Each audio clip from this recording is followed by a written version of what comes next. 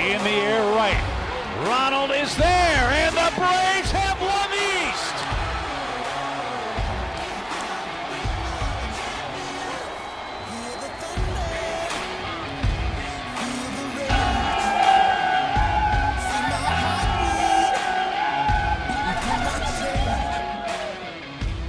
We welcome you to Miami, Florida for Atlanta Braves baseball. It's presented by Truist. The reigning world champions are now 5 consecutive time Eastern Division champions. And we wrap up the 2022 season for Brian Snitker's ball club here in the magical city of Miami. Hi again, everybody. I'm Chip Carey along with Peter Moylan, Kelly Kroll. Along in a moment, partner. I know they say New York is the city that never sleeps, but Miami gave us a run for the money last night, and deservedly so. The Braves, with a frantic 78 pace win finish, end up passing the New York Mets. They're champions of the East, and now we get ready for the playoffs. Just an incredible 2 weeks. The emotion that you could feel in that clubhouse last night. I got the opportunity to go down there and feel it. Something different. Obviously, I've felt it as a player, but to see it from that perspective and just to see the actual love and respect, and the word used so much last night was resilience. They've faced so many ups and downs, so many tests this year. They just continue to pass every single test that's facing them, and they're going to continue to do it right the way through the playoffs. And for Atlanta, they will have a bye. They will not play in the wild card round. Peter, for this ball club right now, the way they're constructed, the way they've had to fight to the finish, winning the division was hugely important. Massive. You get 5 days off now. You get to set your rotation. You get to give the guys with a little niggling injuries a couple of days off. And it's even the guys that aren't injured. They've been playing their hearts out for the last 2 weeks. So a nice little rest period for them. And hopefully a fun finale here in Miami. Boy, what a season for the Braves. We will relive all the great magical moments for the Braves in this remarkable 2022 run. Kelly Kroll will join us as well as we wrap up regular season play in Miami, Florida tonight on Valley Sports.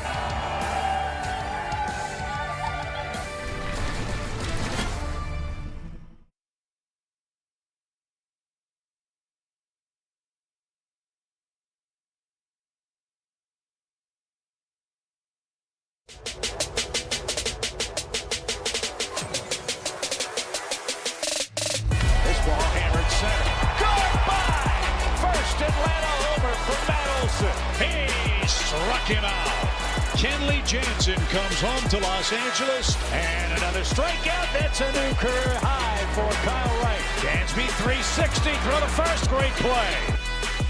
Swing and a drive. He's going to get them all home. It's going to be a grand slam. Have a night, Travis Darnold. Lead off homer for Acuna. Fifth career grand slam for the Olbies. Smoked and a diving catch it short. There's the first big league home run from Michael Harris.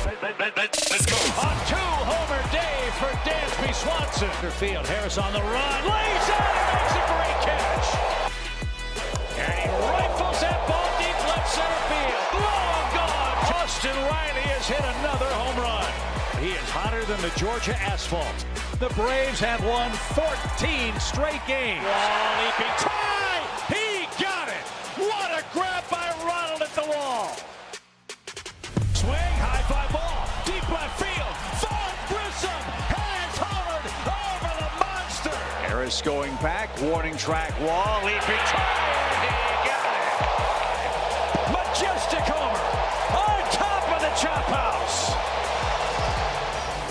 Swing and a miss. And Charlie Morton has a dozen strikeouts. On the ground, that's going to sneak into center field. Here comes the throw toward the plate. Save! Bouncing ball right side, and Travis Darnold comes off the bench for a comeback Braves win against the Astros. Sweet 16 for Spencer Strider and a new Atlanta record.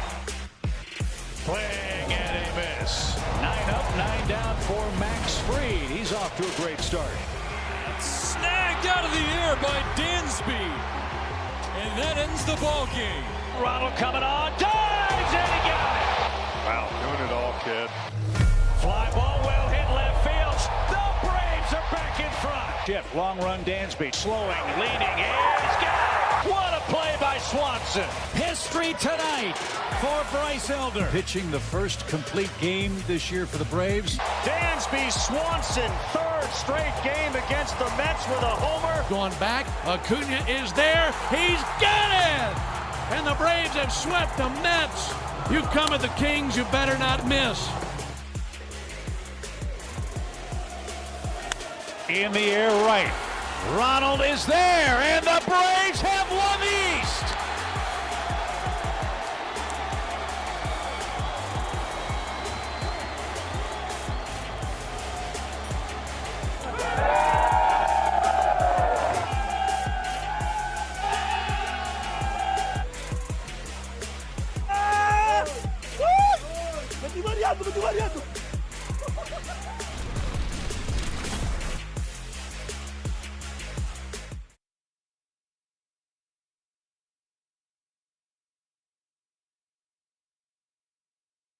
Season here at Lone Depot Park. Chip and Peter with you from Miami. And partner, I always love in this game how things come full circle, not just in baseball but in life. It certainly was the case last night with the final out of the game. The irony was not lost upon any of us. No chance. Look at where Ronald catches this ball. It's in the same place where he injured himself back in 2021.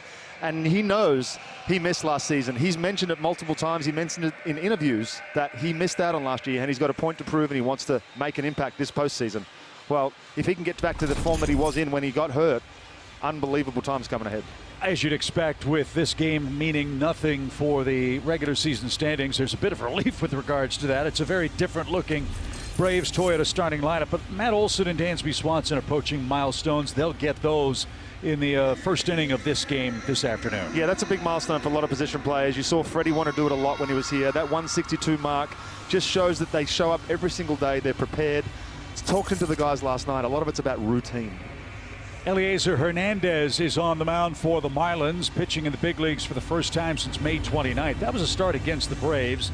And historically, Peter, this is a guy with a high upside, but the Braves have really lit him up head-to-head. Yeah, let's hope that we do the same thing again today. Young guy, 3-6 record as you see, but 1-4 against the Braves. Not a bad ERA, though. So Dansby Swanson, we'll see how far he goes here in game one. First pitch swing, as you'd expect, and a ground ball to short gets us underway here in Miami. One pitch, one out. Swanson has played in 162. What are your four keys for the Braves to head home a winner after today's play? Well, muy importante to stay very hydrated today after last night's celebrations. And as you just saw, swing early, swing fast. Let's get on the plane and get home. I'm really proud of you, by the way. You are remarkable with 25 minutes of sleep. It's just incredible how fresh as a daisy you are today. Yeah, ADD's been wonderful for me for my career. He'll fit right in television, I can promise you that, as Orlando Arcia is the batter. As you'd expect. But look, I've thought a lot about this. How about you since the final out of the game last night? How do you describe your emotions the moments after Acuna caught the ball, then the bus ride to the hotel, then the celebration outside at the team hotel after the game? How would you put that into words? I think AJ Minter wrapped it up when he said that this one means the most to him because of everything that they've had to go through this year. I've said it in the open, the resilience that this team faced, the tests that they've had to face and pass, every single time they come up with something, the media like to mention that, oh, this is when the Braves are going to stumble. This is when it's going to happen. And look, honestly, there was a point where at the start of the year where I thought the hangover was real. And it's so tough to repeat. You think about how long the season was last year going all the way to the World Series. That's trickled foul by Arcia. The extra innings, the extra throws, the extra pitches, the extra swings. Then you get to obviously the off season, all the drama there. Now that it's all out of the way, I feel like this team's really primed and set up to go a deep run in the playoffs again. The word I would use is relief. I think I said that a moment ago. You could sense that from the guys just sitting around, and as you said before the game, you learn a lot about a guy when you are away from the ballpark. Yeah. There was a great deal of excitement and pride, but also relief over overcoming a 10.5 game deficit at the start of play on June the 1st. As this ball is popped up foul, Fortes will give chase and won't have a play. To put it in perspective, from June 1st to the end of the regular season, the Braves played at a 70% win clip. That's a pace for a 113-win season. It's not that the Mets choked, it's that the Braves just played exceptionally well and exceptionally better than New York. I think the relief comes from that series against the Mets was massive. It was the season turning around series. Popped up, and at second, Charles LeBlanc is there. He'll make the catch for the second out. And the relief comes knowing that you were able to get one of the two here. Dansby just came out of the game. Look at that moment for him. What a year he's had. What an unbelievable leader he's been this year. 162. What a great achievement for him. He won't even have to shower. I mean, but man, oh man, what hugs are deserved for Dansby Swanson. 177 hits, 99 runs, 25 homers, a franchise record, 96 RBIs out of the shortstop spot. And you saw the hug there with Brian Snitker, as Matt Olson also playing in number 162. Remember, the Braves took off a couple of years ago when they put Ronald in the leadoff spot. Dansby and the Braves took off when Dansby moved to the number 2 spot in this lineup for the Braves. And he has rewarded Atlanta with arguably his best season as a big leaguer. Well, you remember he started in the 9-hole. We have the most impressive 9-hole numbers that you've ever seen in Major League Baseball. It started with Dansby. He got hot, and then when Ronald goes down, he fits that spot in the leadoff spot as well. 45 two-out RBIs for Swanson. He hit 371 this year with 2 outs. What a season for the Braves shortstop. Atlanta is down in order. Jackson Stephens starts game 162 next.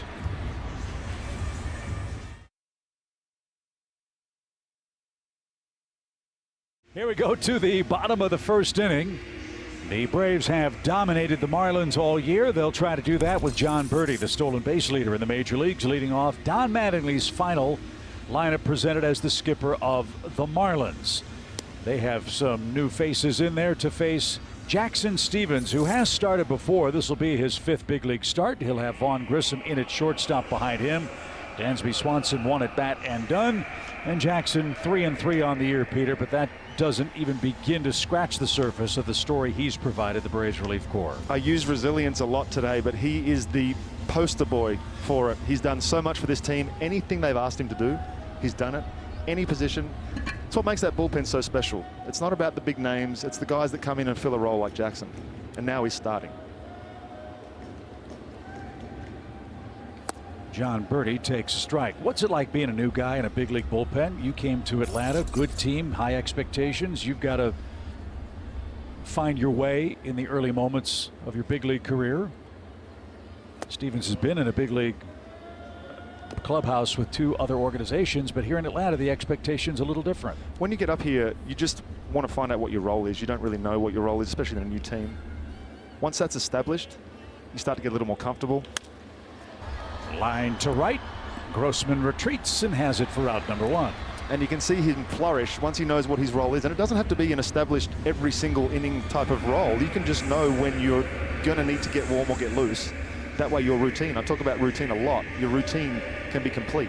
But this guy's extremely valuable because he can start and he can relieve. You were talking before we came back for commercial break about what Jackson's trying to do today. It's not as easy as he hopes to make it look. I had one start in a spring training game. It was the last day of spring training, and Bobby had asked me if I wanted to start. I said, yeah, I'll give it a go. Why not?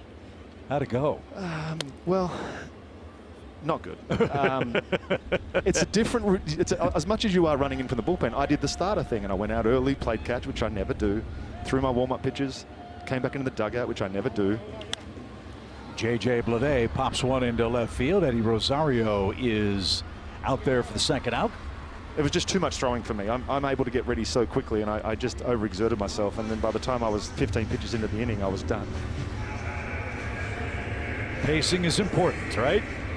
And Stephens 2 outs on 5 pitches. You expect both these teams to swing early in the count today. Look, they'll still try to get some meaningful numbers if they can, but this game means nothing for the Marlins. The Braves have already finished off the Mets and have 101 wins so far on the season. Brian De La Cruz is the hitter. He's finishing the season with a strong push at the plate. Now, I guess as we look ahead to 23 and the Marlins, that's the #1 job for Kim Ng. They've got to find some offense for this team.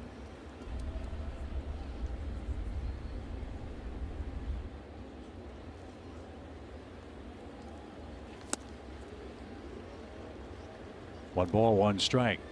Marlins entered this game today 28th in the major leagues in average, 26th in homers, 28th in runs. They've got the pitching, they don't have the pop. As Jackson Stevens trying to get through a 1-2-3 first inning.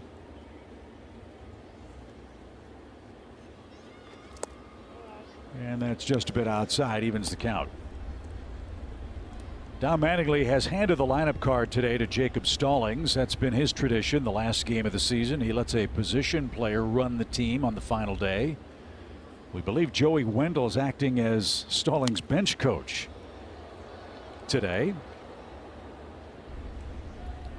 You might have heard a couple of weeks ago, Don Mattingly and the Marlins came to a mutual agreement that it's best that they part ways and get a new voice, and Don maybe a fresh start if he chooses to manage somewhere else next year. He's the longest tenured Marlins manager in the franchise's history. As that one into right field, and there goes the no-hitter. A 2-out single by Brian De La Cruz. Braves have done great work against the Marlins. Heck, they've done great work against the entire division. The Braves have a winning record against every team in the East. The Braves have gone 13-5 against the Marlins this year. 10-9 over the Mets, 11-9 against the Phillies, and won 14 of 19 games against the Nationals. 48 of Atlanta's 101 wins have come within the division. That's the story. You beat the teams in your division, you've got a shot. And the Braves took care of business when they needed to most. A lot of those years past, it's been exactly that. The struggles against the Marlins or the struggles against the Nationals every year that's hovered us around the 80 win mark. Nick Fortes talking with Brian Snitker in the hotel lobby before the game today. So this guy scared me to death last night. Saw it in the reaction video. I think he thought that was hit a little bit harder than expected.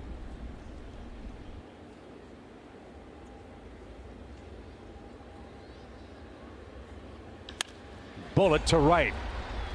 And right into the glove of Robbie Grossman. And Jackson Stevens has a scoreless first here in Miami.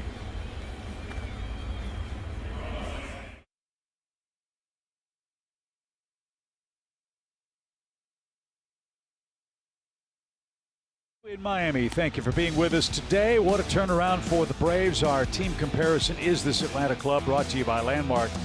Got to be honest, after the first 50 games, Peter, not much was going right for the Braves. But after that meeting held by Brian Snitker, after Michael Harris got here and others, it's been a totally different club. I talk about momentum going into the playoffs, and it's usually a little shorter period than this. But from June 1st, we've unmistakably been the best team in baseball. People are going to fear us. We've got the confidence, we've got the experience in playoffs. We are the team to beat. And to put a little historical perspective on those numbers, after 50 games, that was the worst record by any team in Major League Baseball, who then went on to win 100 or more games. So when we talk about the historical nature of what Atlanta has done this year, erasing a 10.5 game deficit, well, they did it because they had to play 70% winning baseball the rest of the way, and that's exactly what they did to pass the Mets. Have had first place for all of, what, 8 days this season? But had it when it counted. And so Brian Snitker, his first 100 win campaign as manager, and as he said last night with Kelly, who along with you, Peter, did a great job in the locker room. So rewarding, and perhaps so because it was so unexpected. A lot of respect for the work that people do in those clubhouses, because that was a lot tougher than I thought it was. I had all my questions lined up in my head, and as soon as I got in there, the emotions, and I just went completely blank and tried to rely on what they were saying. A lot of people don't want to say much at all. They just want to throw champagne at you. So it's just it's a fun environment to be in, but it's also just emotions running everywhere. But it never gets old. Never gets old. The champagne in the eyes gets a little old, I'll be honest. And those goggles, I didn't realize my goggles were just foam at the top. Marcell Ozuna, the hitter, pops one to the left side, and That one is out of play. Well, let's hope we have 3 more champagne celebrations. I'll be prepared for the next one. I'm going to bring a snorkel, I think. Well, again, you and Kelly, great job. And look, this is our final regular season telecast. We want to thank all of our Valley Sports partners across the Southeast, back in the cloud in Atlanta. Here with us in Miami, Gretchen Caney, our best producer in baseball. Mike Miller, the best director in baseball. They're the folks responsible for bringing you all these pictures, all these elements. It's truly a joy to represent such great people. As Ozuna behind in the count, 1 ball, 2 strikes. But we have more baseball to talk about once the playoffs start for Atlanta next Tuesday, either Tuesday afternoon or evening. We will have postseason coverage for you here on Valley Sports. Once again, Peter will join me with our cast of thousands for our postseason edition. After every single Braves game, Peter and company will offer their expert analysis. We'll have interviews, highlights, as we break down each and every Braves playoff game for as long as they remain in postseason play. And we can't wait for that to start in 6 days.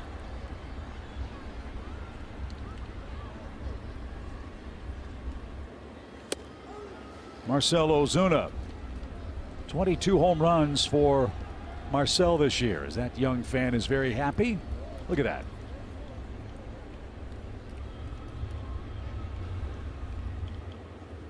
That's how you market baseball. As Ozuna takes strike 3, second punch out for Hernandez.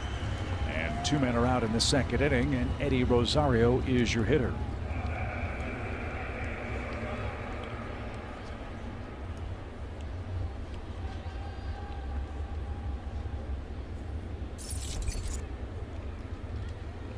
Five homers, 23 driven in for Eddie. A .212 average, Peter, doesn't look like much, but after the eye surgery and the rehab that followed, Rosario has looked more and more like himself. And with this right-hand dominant Braves lineup come playoff time, need guys like Rosario to balance things out. We've seen what can happen when he can get hot too.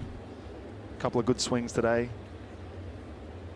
4 days of BP. I wonder how they're going to handle that.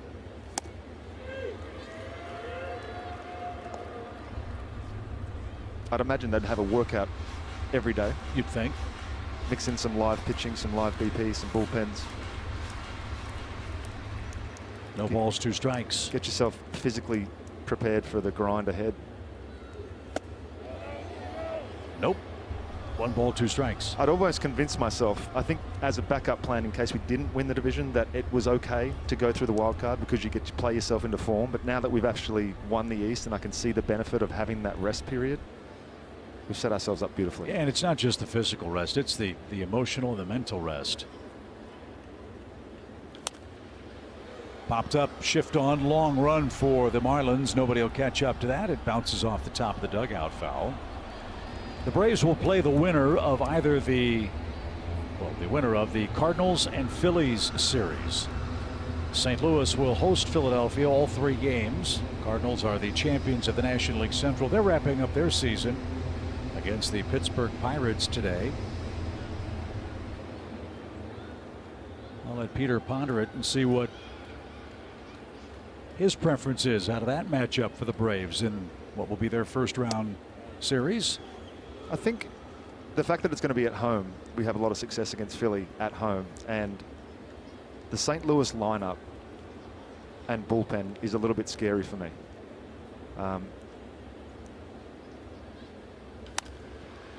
That's driven down the line in left. Sanchez will run out of real estate. There's obviously some historic things happening in St. Louis. There's some senior members of their team that are retiring. That's got to fill the guys with a lot more energy. That city itself is used to playoffs, and that team's used to playoffs. Yeah, the Phillies made the playoffs for the first time in 11 years. I kind of subscribe to the devil you know more than the one you don't.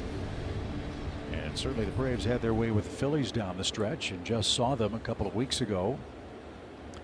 So that'll be an entertaining wild card series. Heck, all the wild card matchups are going to be terrific this year. Again, expanded playoffs, 2 more teams, and the best of 3 lightning round, as it were, will start on Friday.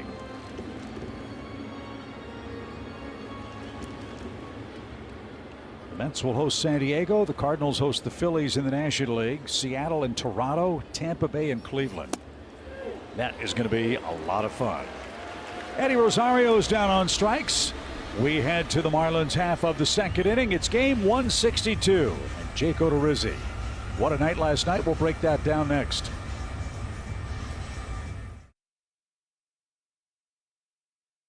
'22 season is told you can't forget about what Jake Odorizzi did in the most important game of the season for the Braves last night. It had been a struggle, Peter. Nobody really knew what to expect from Jake, and those numbers tell you how big he came up for Atlanta. He said that in the interview last night. I was lucky enough to get around him last night for a couple of minutes, and he was emotional. You could feel it. He said that he's pitched in big games before, but this one really meant something. You know, he lost to us last year. To be able to come up and have an impact this year, he said it hasn't gone right for him, but the fact that he stepped up last night was so huge. And how rewarding for Odorizzi when his pitching coach Rick Kranitz walks up after his 5-inning performance and says, Jake, you can still pitch up here. That's got to be awfully rewarding and redeeming at the same time. Well, confidence is such a massive part of this game, and it gets talked about all the time, but it's so real. The amount that you can get through knowing you're good enough, it's incredible. The minute you start to doubt yourself, it's over. And there's been moments in my career and other guys' careers where you think that you might be over, it might be done, and it could just be a couple of good weeks that can bring you back, or a good start for Jake last night. So on a team that has Spencer Strider and Kyle Wright and Charlie Morton and Max Fried, how many had Jake Odorizzi pitching the clinching game for the Braves to seal the deal in the National League East? And that's what makes baseball so beautiful, Peter. It's not just the stars. Look, Braves history has been littered with guys who have come up big unexpectedly. Mark Lemke's a guy that comes to mind immediately for Atlanta. And look at Jake Odorizzi, hands on top of his head, part of that big celebration that took place after out number 27 last night. Snit said it. It takes the whole building. You look at what the guys that made the impact in the playoffs last year. It's always someone new. It's always someone unexpected that can have such a big impact. Charles LeBlanc is a good-looking hitter, and he has the second safety for the Marlins. Jackson Stevens has 2 on and nobody out here at the bottom of the second inning. Don't know how the Braves will comprise their pitching staff for the division series. Those conversations, I'm sure, have already started. Alex Anthopoulos is with the team down here in Miami, was part of the celebration right after the game and back at the team hotel. And as I think we've seen all year long, Peter, one of the great problems the Braves have is probably too many good players and not enough roster spots when it comes to that first matchup. And it does come down to, many times, as we discussed last night, matchups, not just performance. So we'll see where, if anywhere, Jake Odorizzi fits. As there's the architect, Alex Anthopoulos. And his Braves have won the division 5 straight times.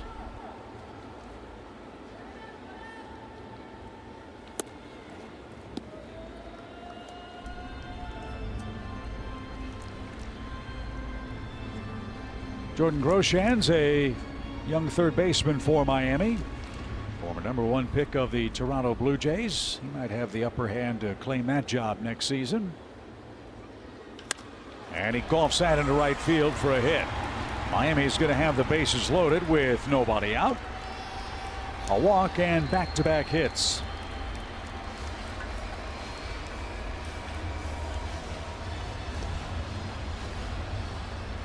That'll bring up Peyton Burdick, another youngster for the Marlins, a high draft choice. Times have been a little tough for Burdick, hitting 182 on the year. How Snit could use the pitching staff today? Obviously, there's some guys I would think that would be off. You would imagine that there'll be a couple of guys out there that are off. It'll be almost like a spring training game and a spring training game, but I think he will try and get the most out of the guys once they're out there. It's not going to be a scheduled, hey, you'll go 1 inning, you'll go 2 innings. I think it'll be pitch count and how they're feeling, honestly. And that's the age-old problem, is it not? Rest versus rust, especially for what has been a real strength for this Braves team, the pitching staff, since August 1st. This bullpen has been remarkable. 1-0 pitch.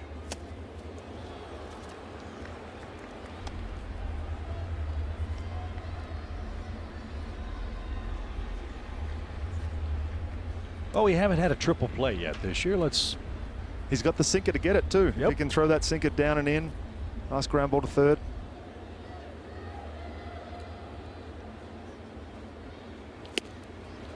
Chased it up and away. 1 ball, 2 strikes. Really enjoyed having Jackson out in the bleachers when we were doing the bleacher game this year. What a personality. The chili dog had no chance. He's a great kid. Really been fun having Jackson on the club this year. Getting to know him a bit. Big Alabama fan. Really liked watching his high school quarterback highlights that we rolled in when he was joining us out in right center by the Chop House. Terrific athlete. And a broken bat pop into left field is down for a base hit. The Marlins are going to score a pair here. Throw back to second, and in safely is Groshans. Peyton Burdick with a 2-strike broken bat hit, and Miami takes an early lead.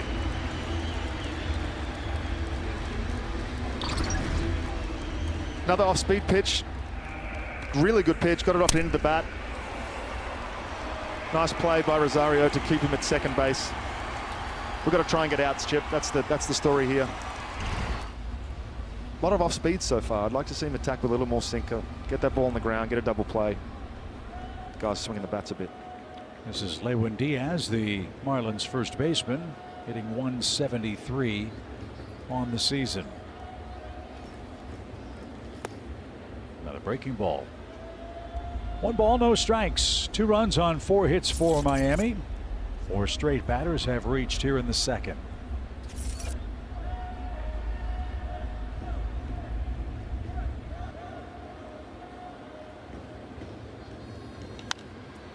That's popped up left side. Adrianza in foul ground, has room at the center of the warning track. Diaz pops out. Double play gets you out of the inning now. And we go back to the top of the order. That little sequence sort of sums up what the Braves bullpen has done this year, Peter, especially over the last 5-6 weeks. They have been incredibly stingy. Get in trouble, they find a way to get out of trouble. Remarkable work for the Braves relief corps. Since September 1, Braves bullpen pitching to a 1.44 ERA. That is exactly how you want that group going into postseason play.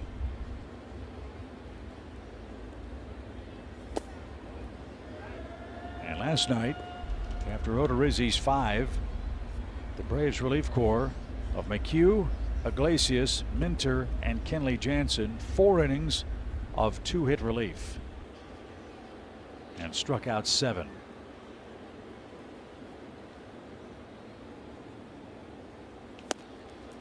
You feel very confident putting the ball in any one of those guys' hands at any point against any hitter, which I think is the most fascinating part. Gone are the matchup days.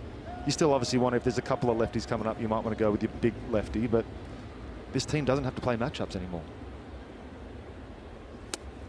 One thing that'll help every big league bullpen too, the gift base runner disappears. That doesn't take place in postseason play. You don't have the automatic runner at second if you get to extra innings.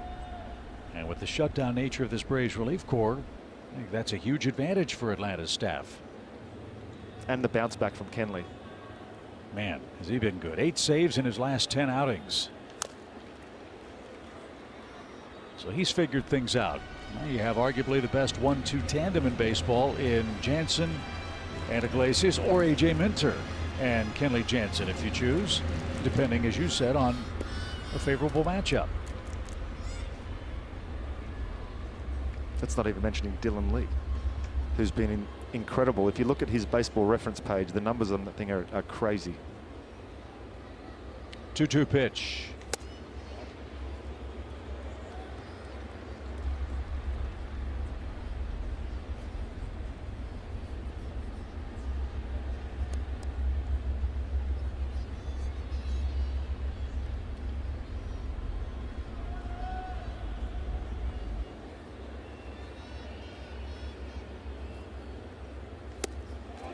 Did he go? Nope. Game 162, he still didn't go.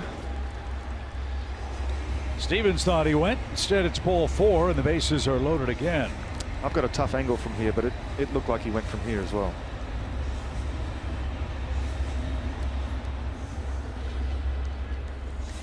Jackson's thrown a lot of pitches here in the second. Chance to give him a breather. The Braves will meet on the mound with Adrianza and William Contreras. J.J. Bleday is the hitter. He flied out in his first trip.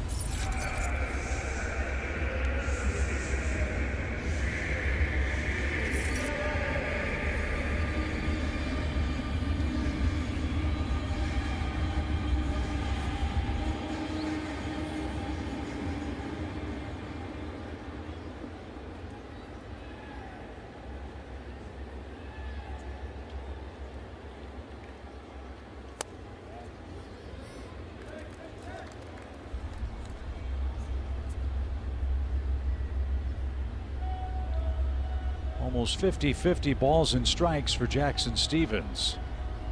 Was ready with his 38th pitch of the game.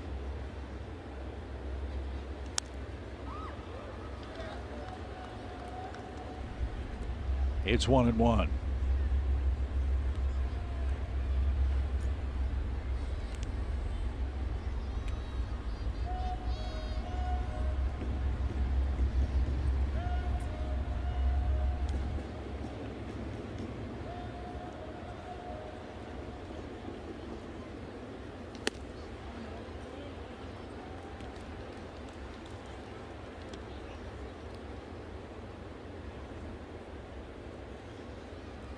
I know they get graded, but there's an argument to expand the zone a little bit today, is there not? You think? 2 balls and a strike. With the bases full of Marlins and out of play, it's 2-2.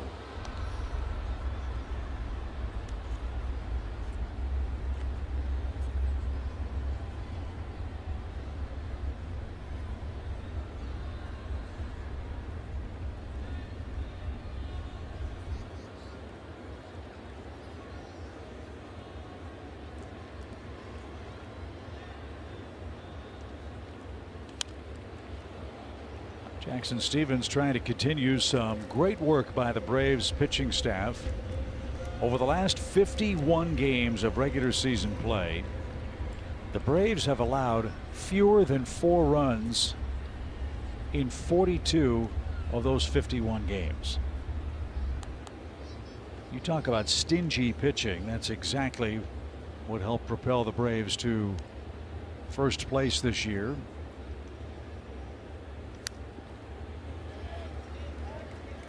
And much of that work came right after that series in New York where Atlanta went up and lost 4 out of 5 and left town really licking their wounds, wondering maybe it's not our year. I think that was a turning point series for the Braves, as if to say, look, we got to pick it up, and they did. They did, and they didn't play the way they knew they could in either of those series. There's a liner into right field, a curveball. J.J. Bleday is going to plate another run.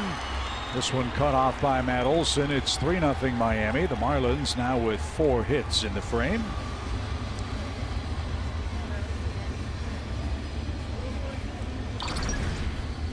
Another curveball.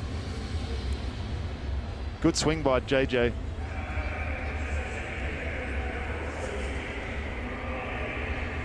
Jackson looks like he might be running out of gas a little bit, but huge effort for him to even get to this point. And the frustrating thing too is that his numbers are going to get a little tarnished based on today's performance as well. So you can't take away anything that he's done throughout the year. And this is what is so hard as a reliever. If you have a couple of bad outings, it just skews your numbers for the whole year. No question. Takes a long time to whittle those back down, as Brian De La Cruz is the hitter.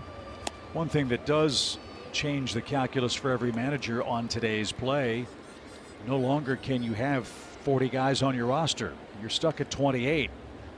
And so on a day where you'd like to rest a lot more of your regulars and maybe even guys who've pitched as much as Jackson Stevens, the roster crunch doesn't allow you to do that. As this one hit towards second, and Vaughn Grissom with the turn, and Jackson Stevens gets a double play and sends us to inning number 3. Miami has scored first. They lead at 3-0. Here we saw Dansby Swanson earlier take the first at bat, and his day is in fact done, but 162 starts this season. You guys talking about getting the high fives as he headed to the dugout. Day is done. I see a big smile on his face as he's cutting it up with Austin Riley and some of the pitchers down here in the dugout now. But just in asking him why that was important to him, because you know Brian Snitker was going to let him take the day off if he wanted to. And of course, Dansby's sitting here thinking, heck, I'll stay in all afternoon. I'd love to play, but it was more so the start this afternoon, how meaningful that is. And he goes, it's really cool, and it's not something that happens much anymore, and it just shows how much you care and how durable you are, and we certainly know how much he cares, guys. Look at that miscommunication by the Marlins, and Robbie Grossman gets a break. He'll slide into second as Groshans and Sanchez couldn't corral that pop-up down the line and left. Thank you very much. There was a lot going on here. Missed it in the loss in the roof, I assume. Great job by Robbie Grossman hustling out of the box, making it all the way to second. Heredia gets a chance to drive in. You know he's going to swing first pitch. A rare start for Heredia. 63 of his 73 games have come as a defensive replacement for the Braves. Just 71 at bats for Guillermo, who's playing center field here in the season finale for Atlanta. Humidity must be messing with the pitch comm down here because they're having issues as well, I think.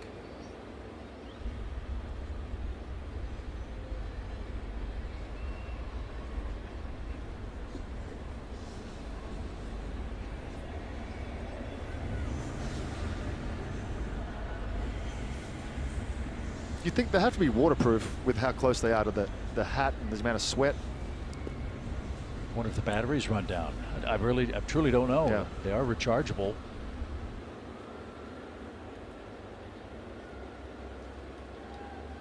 But Birdie gave Hernandez a fresh hearing device, and we're back to work with a strike. To further illustrate Kelly's point, Swanson 162 games. Matt Olson 162 games. Austin Riley 159 games. The big three for the Braves played virtually every inning of the 2022 season. Were it not for injury, Ozzie Albies would have been right up there, 150 games for Atlanta. Even Acuna, who you'll recall was coming back from the knee surgery last year, 119 games for him. As that ball's cracked down the left field line, can he keep it fair? He can't. It's a ball and 2 strikes. Important thing to note about the 162 games is that each one of those guys, they're not going to do it to sacrifice the team. They're doing it because they know they feel up to it. They know they're physically prepared to go 162. If at any point they start to feel that they need a day, they're certainly going to ask for it. But I think it's so great that they can get through 162 like this, especially first year for Matt. What an impression. 100 RBI year and you're first with a new team. This one's hammered toward left. That one's going to stay fair, and that's going to bounce off the base of the wall. Robbie Grossman will come home and score. Guillermo Heredia with an RBI double to left. It's a 3-1 game. And finally, he gets to do a little sword slashing on the base pass. Oh, that's great. That's the energy that he brings. Great swing. Got the barrel out, pulled it down the left field line. He was motoring around first, too. Look at the excitement. You can hear him from up here.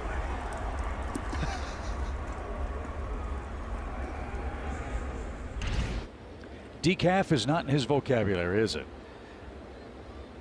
As Adrianza skies one out of play foul. Nor should it be in anyone's. Especially after a night like last night, Peter. 3-1 your score for the Braves' 9th place hitter, Ede Adrianza. He was a big part of the team last year. Atlanta got him at the deadline from the Washington Nationals.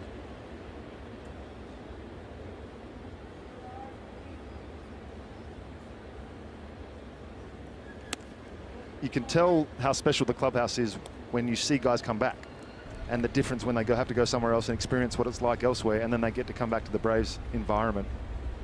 I keep repeating it, but there is a whole lot of love in that clubhouse.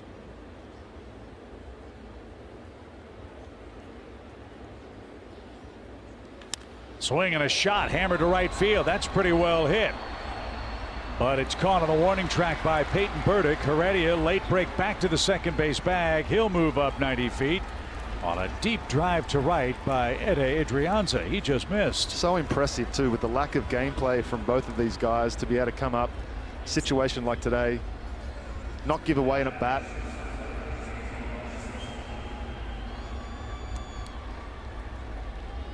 So productive out, and that'll bring up Vaughn Grissom. What a jump start this kid gave the Braves. When Atlanta lost Ozzie Albies, they brought up Orlando Arcia. Arcia played great at second base. Then he hurt his hamstring, and then Grissom was called up and just exploded. As he hits a bullet to left, Sanchez comes on, makes an awkward catch. Here comes his throw. It is going to be way too high. And a sacrifice fly and an RBI for Vaughn Grissom. Cuts the Marlins lead to 3-2. Vaughn has a knack for scoring runs and driving them in. And we got a one-run game. There's a reason why it's a 40-man roster. Everybody's contributing. Vaughn gets a chance today. Sack fly. It's been about a week since he's had an at-bat too, right?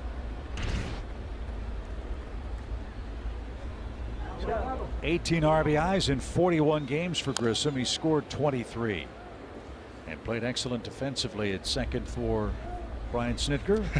And yeah, Eddie trying to cool off Heredia.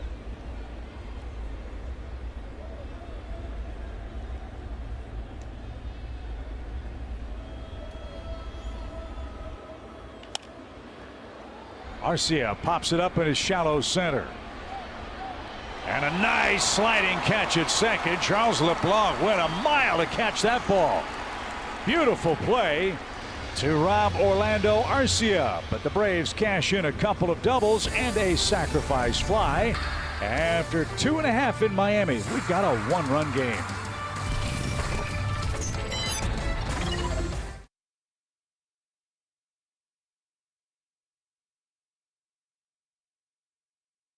Supporting those affected by Hurricanes Ian and Fiona by directing all donations made now through October 5th to Team Rubicon's relief efforts. Go to Braves.com/give to learn more and to donate today. Hopefully the Braves Eastern Championship has brought some joy to the folks in Southwest Florida in particular, and our friend Mike Dunn, who runs Cool Today Park down in Northport. That beautiful area of the Sunshine State was ravaged by Hurricane Ian. Our thoughts and prayers go along to Mike and all of his staff for a speedy recovery, and can't wait to see them in mid-February when pitchers and catchers report, hopefully after another World Championship run for the Braves. Another inning for Jackson Stevens. He's now down a run. High hopper off the bat of Nick Fortes, and the toss across and plenty of time to retire him. One up, one down. Like I said, I think it might be a pitch count day for these guys. 60 to 70, I'd say Jackson will have. It seems like a lot, but he's managed that a couple of times this year, multiple innings.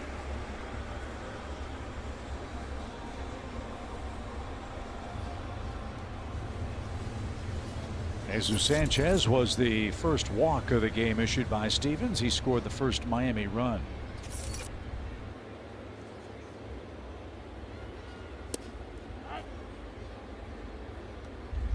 Braves team, remarkable work since 2018 when they shocked the baseball world and really arrived on the playoff stage, I think, Peter, a year or so earlier than many expected.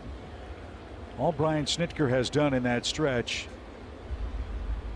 is go 106 games over 500 in 5 years. 411 wins, 295 losses, and of course the World Series last year. I can't imagine where the franchise would be had not the steady hand of Brian Snitker been summoned by the Braves to replace Freddie Gonzalez, and the immediate endorsement that he got from the youngsters and the veterans alike in that Braves clubhouse in Pittsburgh.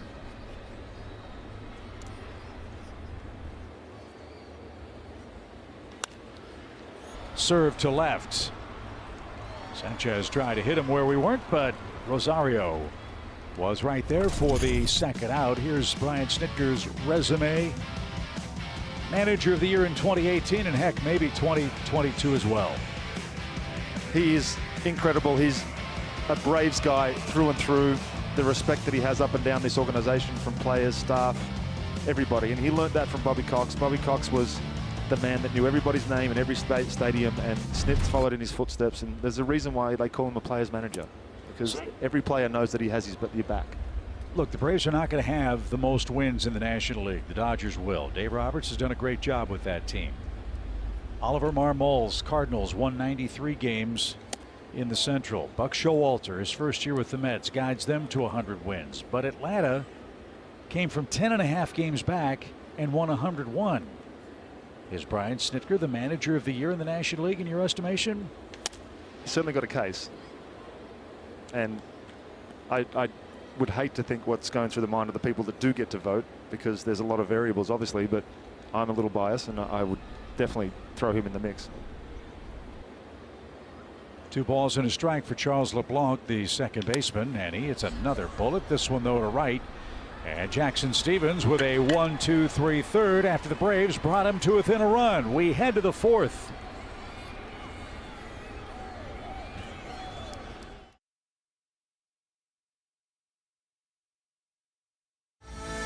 That shot kind of sums up how all of Braves country felt after the final out was recorded last night.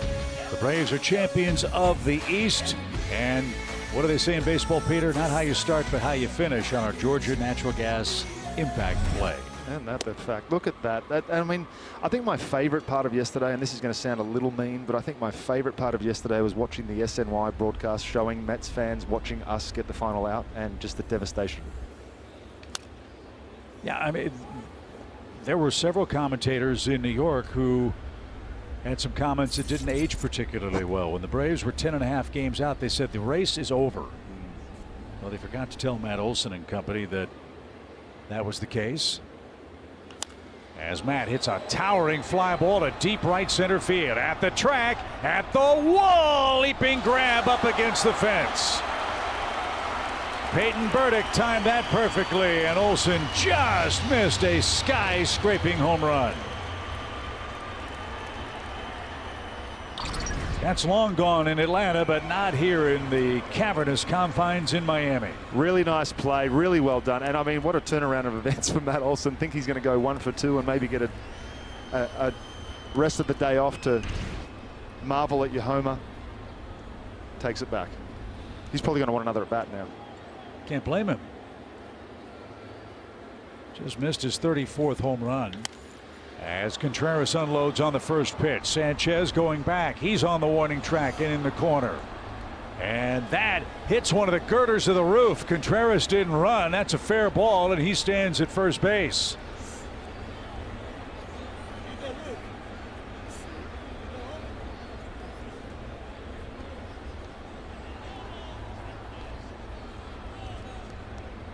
So finally we see a ball hit one of the girders on the retractable roof here in Miami. It fell harmlessly into shallow left field. I assume mile-high pop. That's just a fair ball. Not like in Tampa where they've chosen a couple that are home runs, but he certainly hit it as high as you can. So the highest single in Major League history. As Contreras at first with one out for Ozuna. And he takes a strike. Just checked with a couple of the Marlins people here. That's the first time they've seen that as well. I've never seen it here. Yeah, down in Tampa Bay across the state, you know, you've got to worry about the catwalks, and they've got the colored lines and the like. And the baseball colored roof, which is super smart.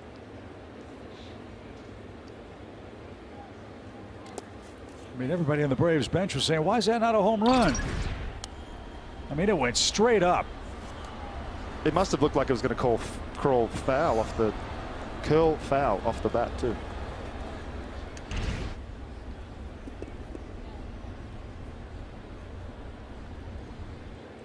So a weird way to end your season. You get a girder ball. As As Ozuna didn't get that. 1 ball, 2 strikes. I know when I go to a different field and I'm managing, we have the meeting at the plate and we go over the ground rules. I'm not sure that that happens every day in the big league field. Usually first game of the series, they'll go over that stuff. If there's some oddities and quirks, obviously with the roof closed, that's got to be talked about. But I can't remember one ever hitting any of the steel beams here. As that ball's in the dirt, a good read sends William to second. First time you play somewhere for a year, if there's been some changes, maybe I can understand that. But you're not going to do ground rules if nothing's changed at that field. And he's still looking up at the sky. What did that hit? Where did it ricochet back onto the field of play? It looked like it had plenty of distance to get out, but no such luck. But he does represent the tying run in a 3-2 game here in the top of the 4th. And another one popped a mile high. This one, though, stays clear of the steel trusses. And Ozuna is the second out for Atlanta. And Eddie Rosario will be your next hitter.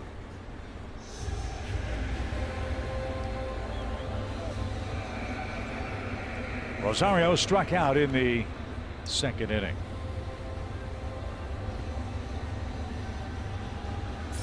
One thing that'll be so fun for this Braves team come postseason play, they are built with up and down the lineup power. The Braves this year went 91 and 34 this year when they hit at least 1 homer in a game. They haven't hit one in the last 2. Here against the Marlins, Olsen just missed a moment ago. And that's, I think, Peter, what makes this group so scary for any pitching opponent, no matter how good that starter or reliever is. They know they're 1 mistake away from a big crooked number.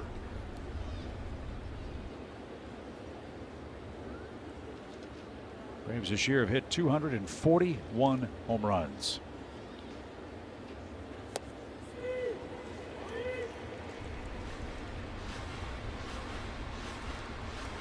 And we haven't yet seen the best of that young man, Ronald Acuna Jr., who cannot wait to be a part of the Braves playoff run this year. One he missed last season because of the knee injury suffered in this ballpark in July.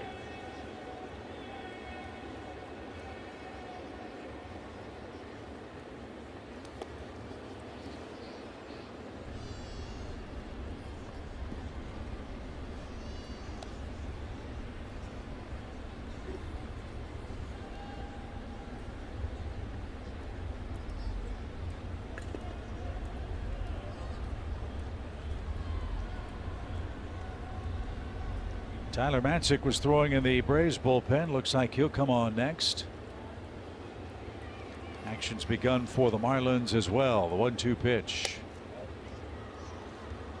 Brian Hoeing, whom we saw in the first game of the series, he's playing catch.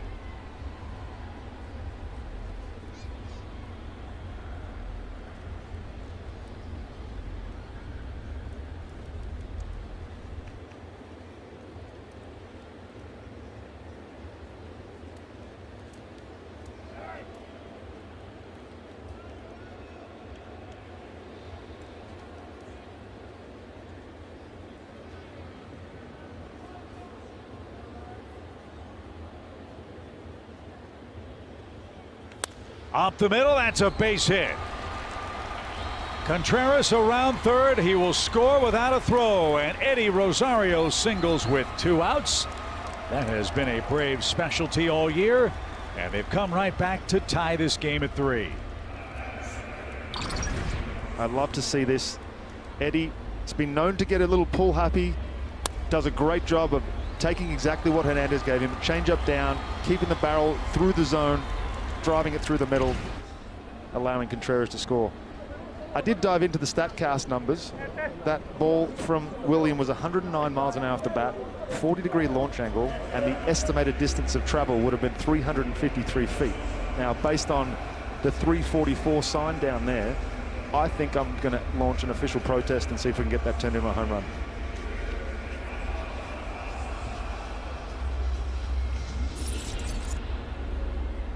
Well, the Braves have rallied to tie the game with 2 outs here in the 4th inning. Robbie Grossman doubled. That's because Sanchez and the Miami third baseman couldn't catch a pop-up. They were looking up at the roof. It didn't scrape the rafters, but it dropped harmlessly in for a leadoff double.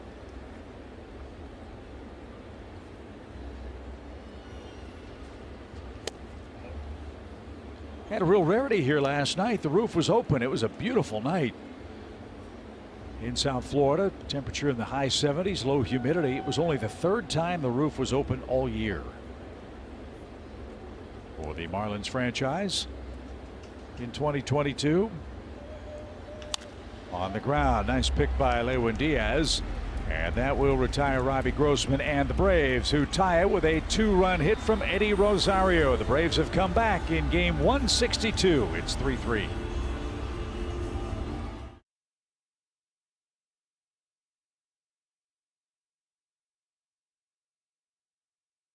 Braves Baseball is brought to you by Toyota. Visit your local Toyota dealers today. Toyota, let's go places. The Georgia Lottery. Today could be the day. And by Kaiser Permanente.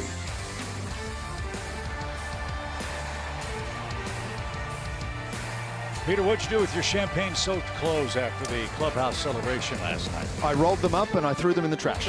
I'll be honest with you. I got an expert opinion from Kelly, said that mold can develop very quickly if you got champagne in your clothes. So I said, you know what? I'm going to dress up to the nines for the playoffs, so I don't need this polo anymore. Well, I hope we don't run out of polos for postseason play. That would be a critical mistake. You know I go velvet for postseason. That's true. I can't wait to see it. Tyler Matzik is on for the 4th inning. Jackson Stevens off the hook as the Braves have tied it up at 3 apiece here in the 4th. As we look at the Braves bullpen, and this one's whacked towards short. Roshans will be the first out. How does Tyler Matzik fit into the Braves postseason plans in relief? Well, we're hitting into Tyler Matzik's season, so as far as I'm concerned, he's on that roster for sure. He may not have the role that he had last year, but he's certainly going to have a role and he's going to have an impact. And we talk all the time about certain players that you get expectations from, but honestly, there's not a lot of expectations on Tyler for this postseason. He hasn't had the same kind of run that he had last year, but he's been really good. Just not the exceptional Tyler that we saw last year. Now, can he get into that form before we get the postseason? 100%. Peyton Burdick, the hitter, with 1 out. He swings the first pitch, and Olsen at first should have no trouble with this one. And he does it for the 2nd out. Yes, Matzik had a really good year in the regular season last year, but I don't think anybody in baseball expected him to explode the way he did. So to your point, maybe a similar fortune awaits him in this postseason. And if that's the case, you factor him in with Dylan Lee and A.J. Minter from the left side, and Stevens and McHugh and Kenley Jansen and Iglesias from the right side. And Chavez. Jesse Chavez, another. You can see why the Braves feel very good about their relief corps again, which, as you know, is the name of the game in postseason play.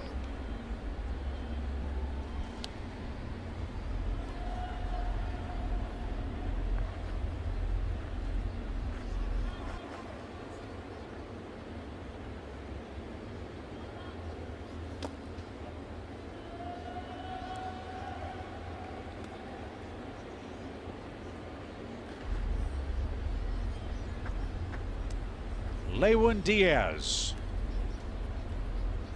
He's 0 for 1. He popped out. We're in the 4th inning. Final regular season game for the Braves and Marlins today, as that almost picked off John Birdie in the on-deck circle. And John might move just a few more steps closer to the dugout. Can't blame him for that.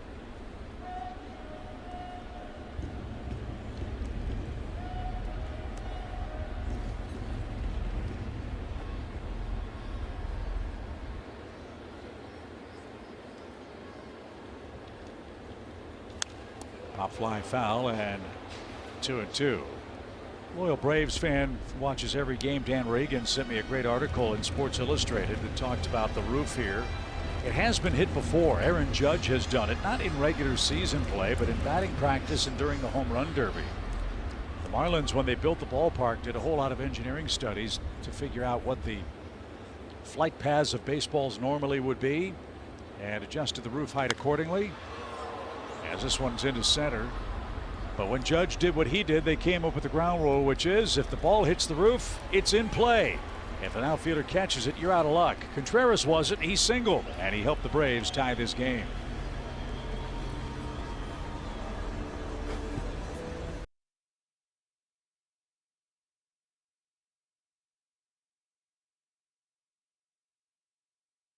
Atlanta well, where we bring you Braves baseball, presented by Truist. Lone Depot Park in sunny South Florida, our final regular season game. Braves have come back from a 3-0 deficit. We're tied 3 apiece after 4 innings of play.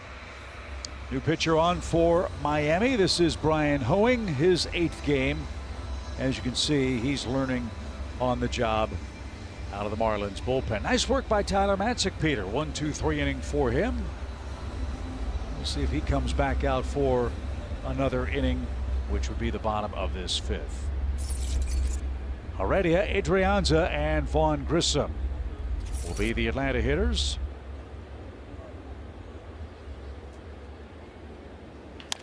He swings the first one, and a ground ball to short.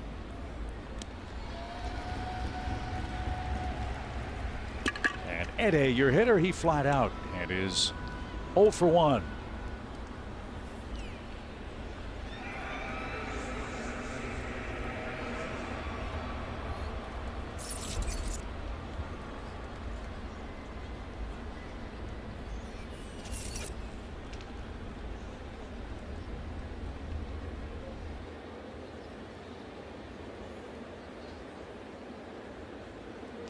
Marlins Park, now Lone Depot Park, has always been a very happy place for the Braves to play. They are 64-31 all time here. This facility opened in 2012.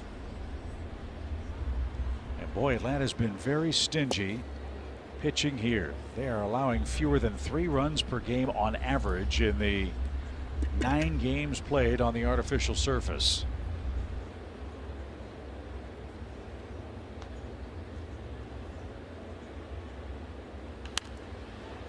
I think I even had a scoreless inning here at one point in 18, so that's got to be saying something. We must really like it here. How could you not like to pitch in this park, right? I mean, it's a big yard. I was in spring training with the Astros in 2014, and Chad Quayles told me, he'd just come over as well. He told me, if you ever want to revive your career, go to Miami, because you give up absolute missiles and they're caught every time. And they've actually made this park smaller in the last couple of years. You can see the changes in the outfield fence right from the corner of the Braves bullpen going out to the spot where the home run sculpture used to be. As the pick first from LeBlanc takes care of Adrianza. You see all the fake ivy beneath the stands. That's making up the space that was the original fence here. You used to really have to crush the ball to straightaway center, and out where that center field blue padding ends, that's where the home run sculpture was. There was a curved wall out there, and they called that area the Bermuda Triangle, hoping to make this place a doubles and triples park. It certainly has been that, but not a place where power hitters really flourish, and that's again something the Marlins have to fix. 4th from the bottom in home runs in the major leagues. The Braves are 2nd, and that's a big indicator of where they are in the standings this year. Did Stanton hit 59 here? Can't remember.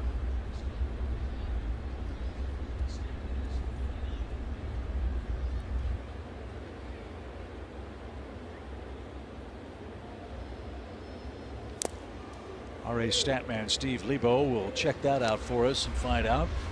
Vaughn is not getting cheated today. No. Why would you? Why would you? Last regular season game. The 2005 team for Atlanta, the Baby Braves, has been given a run for its money with this group in 2022, including Vaughn Grissom. Braves are out in the 5th, halfway home in the season finale. We're tied 3 apiece. Postseason edition, live from the Plaza stage at the Battery Atlanta. We will recap all the exciting postseason games for the Braves as long as they continue to roll along in October. Join us on Valley Sports South, Valley Sports Southeast and the Bally Sports app. We will come your way right after the final out is made after every Braves 2022 postseason game. One more regular season game to finish up here in Miami. It's a 3-3 score. Nice ceremony a moment ago in between innings for the Marlins manager, Don Mattingly, who is at the helm for his final game in Marlins colors. Remember, this is a Miami team that in the COVID year made the playoffs and matched up with the Atlanta Braves. And for so many years, Peter, they've just been outmanned and underfunded. But through it all, he's been a very steady man at the helm here. First-class guy, as you know, and I would be shocked if someone doesn't knock on his door and say, do you want to keep doing this for another organization? Yeah, I had him as a manager in 13, and he's, again, another one of those player managers you feel like he's got your back in any situation. Was a great first baseman, great hitter, and continues to love the game. Passionate about it, passionate about his players. Manager of the year in the COVID season for the Marlins. Yes, it was a shortened season, but who cares? For a franchise that's been starved for so much success, he got him there and ran into the Braves, who dismantled them. And so it's not the first time the Marlins have let a manager of the year go. Remember, Joe Girardi was manager of the year and was let go the following season. Now it's Don Mattingly, who by mutual agreement, we're told, has decided that maybe a different voice is needed. Kim Heng is the general manager here. She'll have her hands full trying to fill Don Mattingly's shoes.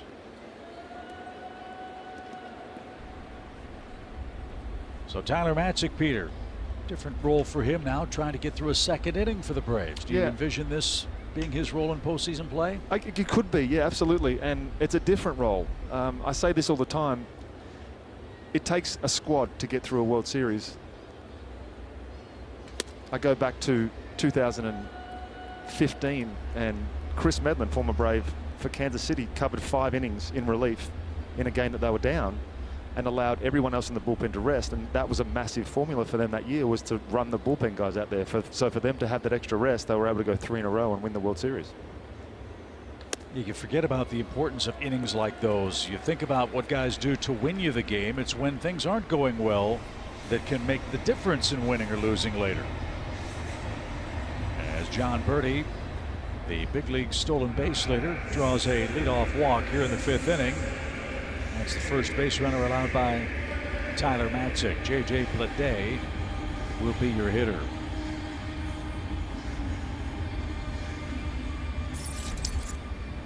The TV networks have not yet set the start times for the division series matchup. That will depend on who the opponent will be. Either the Cardinals or the Phillies.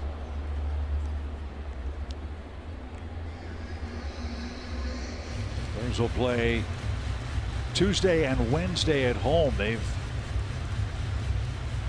altered the postseason schedule. There aren't nearly as many days off in postseason play this year. That's going to be another challenge for everyone to handle. Not to mention, if you match up with the Dodgers, for example, there's cross-country flights you've got to figure out. That's a tough. I hadn't even thought about that. All compressed because of the late start, and these 3 games, quite frankly, were to have been played at the start of the season. Once the labor agreement was put to bed. Boy, doesn't that seem like that was 3 years ago. To get a full 162 game season, every major league team had the first series moved to the tail end, and double headers were handled the rest of the way to make up the lost second series in that canceled first week.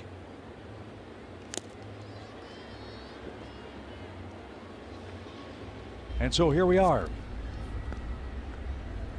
3 late days against the Marlins in Miami.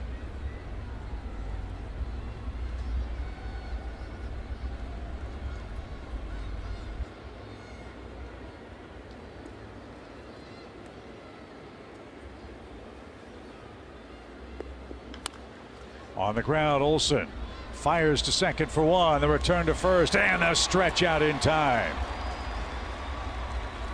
That was nicely done. 3-6-3 double play erases Blade and 2 outs. You see great play by Matt Olson. He's able to shift his feet, move his feet forward and get this on a good hop. Make a strong throw and a nice turn by Vaughn. Shortstop arm, playing shortstop today. That's a tough turn for a first baseman. This may surprise a lot of people, but I played a lot of first base in my Australian baseball days. That receive and turn is a tough throw to make. Much easier for a lefty because you got the angle. Lefty thrower, that is. But Matt did a nice job. That brings up Brian De La Cruz, who's also hit into a double play today. The Braves have turned 2 of those.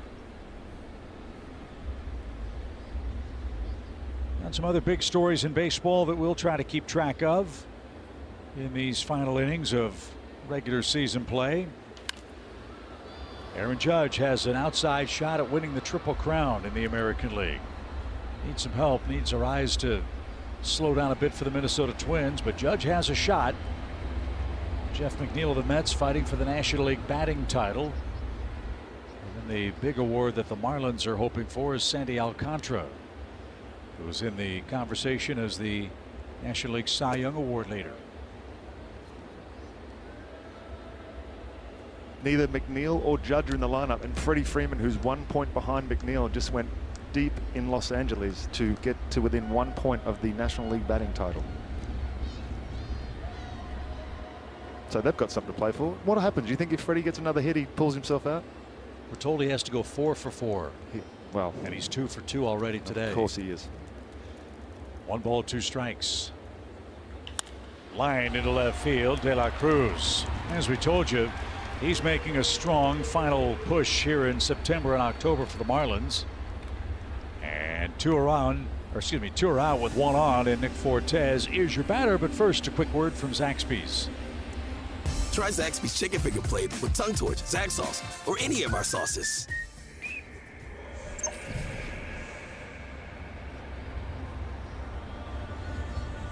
Fortes is 0 for 2.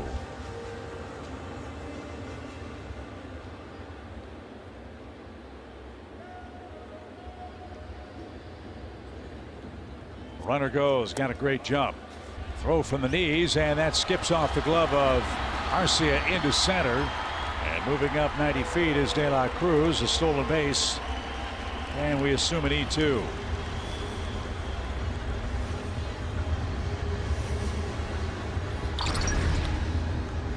De La Cruz going first move here.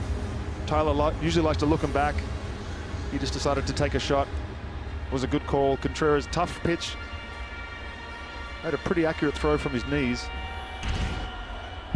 Orlando will tell you he's probably got to keep that in front of him.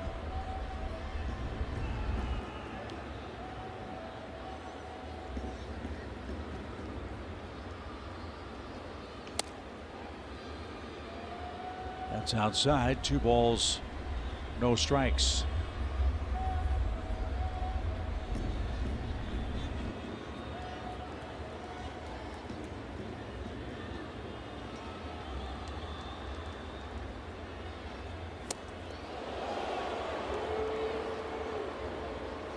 That's what also makes these games tough is, yes, you want to win, you want to play all out, but at the same time, you don't want anybody to get hurt. If Orlando's putting his body on the line to try and block that ball from going to center field, to stop De La Cruz from going to third, whose run actually means nothing, then it's also not a good thing.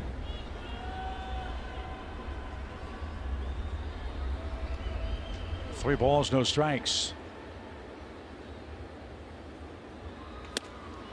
They work around Fortes, and Jesus Sanchez will stand in.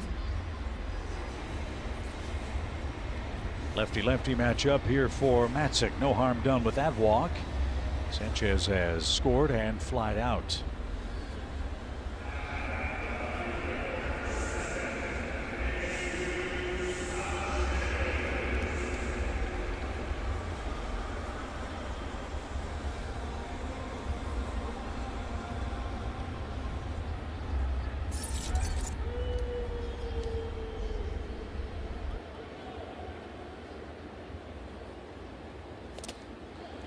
That one got away. Contreras can't find it.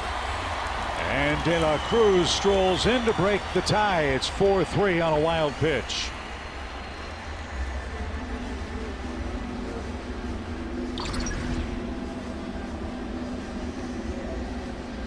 Fastball spiked.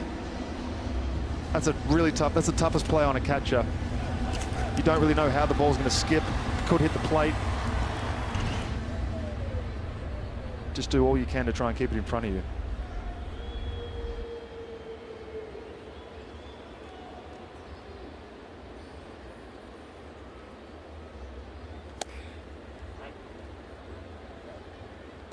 Fortes moved up to second on that ball to the backstop. And he's in scoring position for the Marlins, who have their second lead. It's 4-3 now in the fifth inning.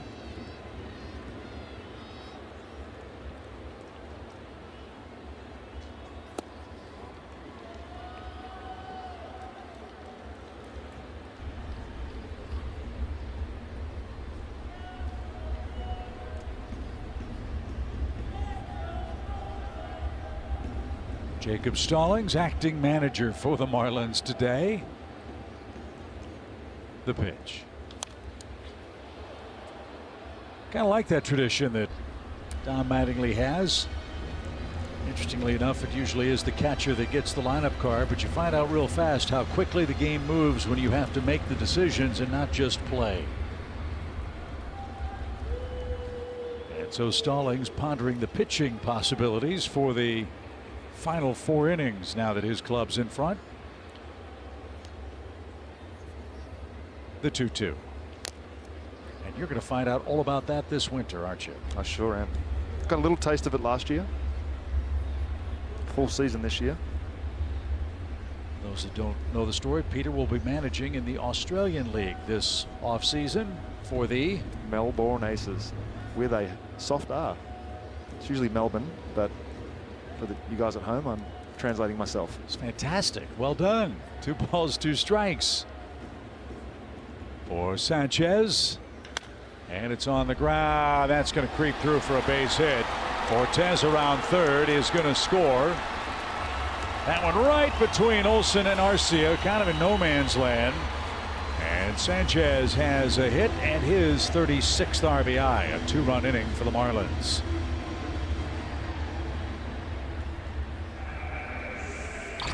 Never gets cheated, Sanchez, and got enough barrel on this. Almost the definition of a seeing eye single.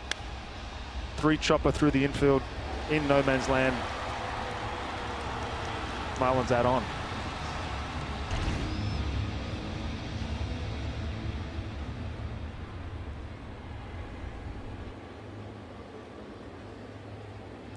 So the inning began with a leadoff walk, double play, and now 2 runs are in. LeBlanc to deep right and up against the fence. That one brought back by Robbie Grossman. Boy, LeBlanc can really swing it. He's hit the ball hard against the Braves in limited duty, and he just missed a 2-run homer. That completes the 5th for the Marlins. They score a couple with 2 outs, and they now enjoy a 5-3 lead.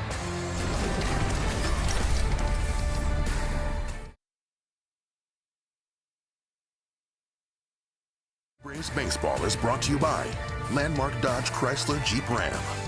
Xfinity. Supercharge your home with supersonic Wi-Fi. Unbeatable internet. Only from Xfinity. And by Georgia Natural Gas. Live the greener life.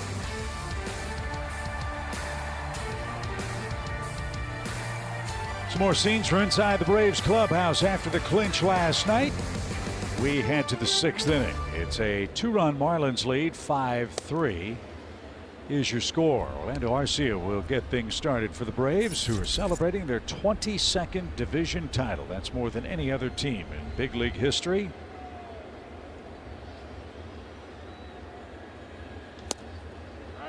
And I had a shot last night sent to me from outside Truist Park. The 2022 division title banner was already on display outside the clubhouse store, as you'd expect. That almost hit Orlando inside. 2 balls and a strike. We mentioned last night it's so hugely important that the Braves had won the game yesterday. I don't know how much emotional fuel this team had left if this was a must-win game for Atlanta, not to mention the fact that Max Fried had been ill. I don't know that if push came to shove for Brian Snitker, Max Fried would have been able to go deep into the game if pitch at all. I think you would have seen Max at least start the game. How far he goes depend on the flow. Roller toward third. Groshans makes the play for out number one. Arcia retired. He's 0 for 3. Matt Olson has played every game for the Braves this year. Braves Iron Man with a 30-homer, 100 RBI year, and is part of the great infield core for the Braves and our Zaxby's indescribably good play. Well, you said it. It's a core, and they have done exactly what you expect from a core. They've dominated all year. First in OPS, first in home runs. What more can you ask for from a squad that's locked up?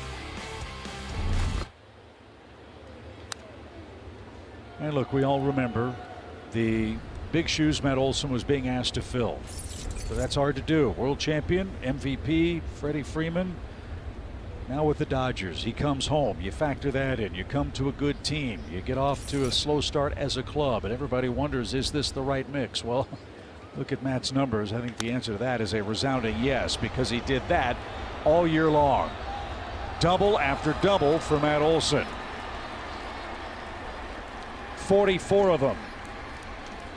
And if he does that in the playoffs, Peter, this offense will continue to have some fun. His last couple of weeks have been really impressive. He's been hitting line drives all over the place.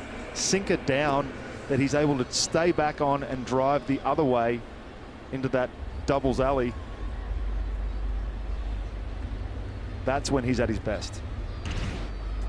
Just missed the home run earlier in the game. Another one off the wall now. Line to line too, exactly. Right? So here's Contreras, chance for the Braves to tie the game. He hit the ball off the girders and ended up with a single. First time, just talking with the Marlins guys in between innings, first time they've ever seen that in a regular season game here.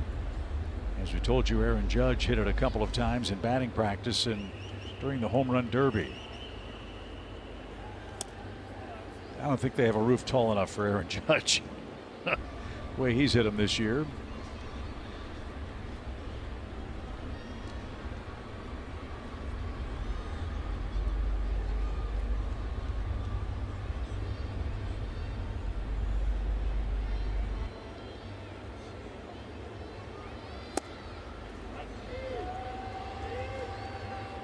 William Contreras.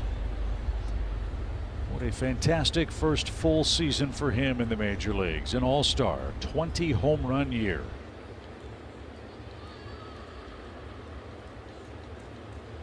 He and d'Arnaud alternating time behind the plate. Contreras getting a lot of at-bats as the Braves designated hitter. That's the role with which he was elected to the National League All-Star team this year.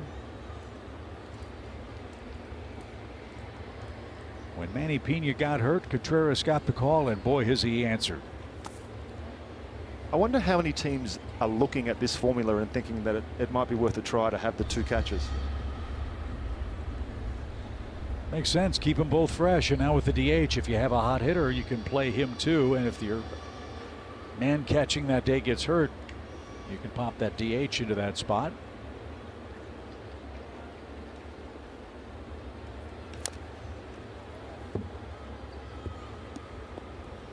Three balls, two strikes. The exception to that is JT Realmuto of the Phillies, who catches virtually every inning of every game. He's a real throwback. Especially when Harper went down, he felt responsibility to stay in that lineup every single day. And it's rewarded them. They're in the playoffs. For the first time in 11 years for the Phillies, who face the Cardinals. And it's a base on balls. Back-to-back runners aboard for Atlanta. In the sixth inning, Marcell Ozuna is your hitter, but first a quick word from Delta.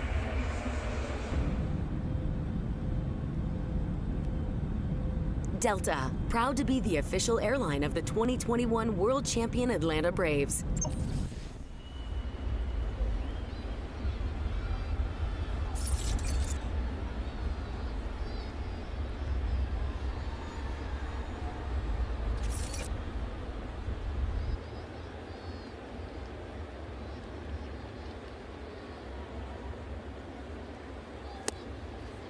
In for a strike for Ozuna, the Braves' designated hitter. 7 RBIs for him in his last 17 games.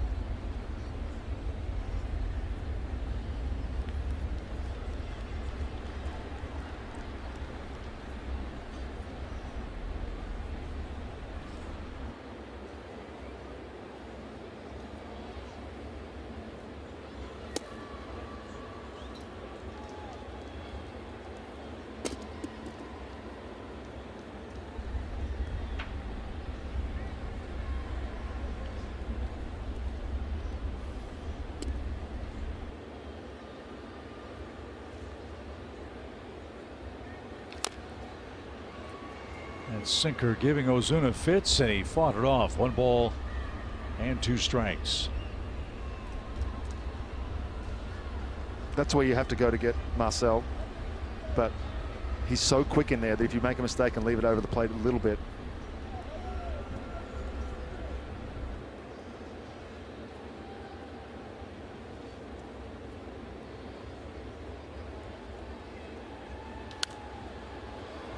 Ozuna, a former Marlin, might remember in Marcel's younger days he was a center fielder here.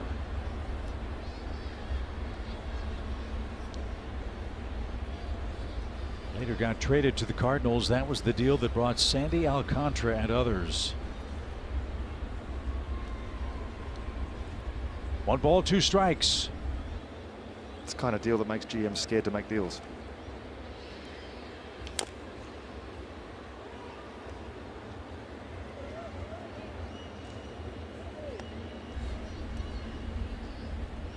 Alcantara's getting a lot of the love for the Cy Young Award. Can't forget about Kyle Wright. I don't know about you, Peter. I'm old-fashioned enough to be one of those who feels that wins are important, and Kyle Wright has more wins than anybody else in the game as a starting pitcher with 21 of them.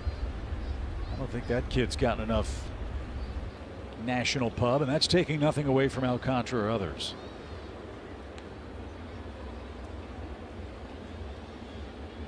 One ball, 2 strikes.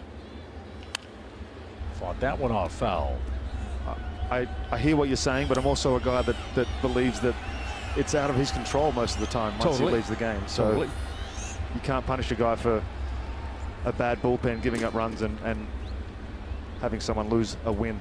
Well, look, the numbers for Alcantara: over 200 strikeouts, 6 complete games. I mean, the guy is, I'll say it this way, for me he's kind of like a Latin Jacob deGrom. 1 ball, 2 strikes. Swing and a shot hammered down the line. Did Ozuna leave the yard? He did. A 3-run home run.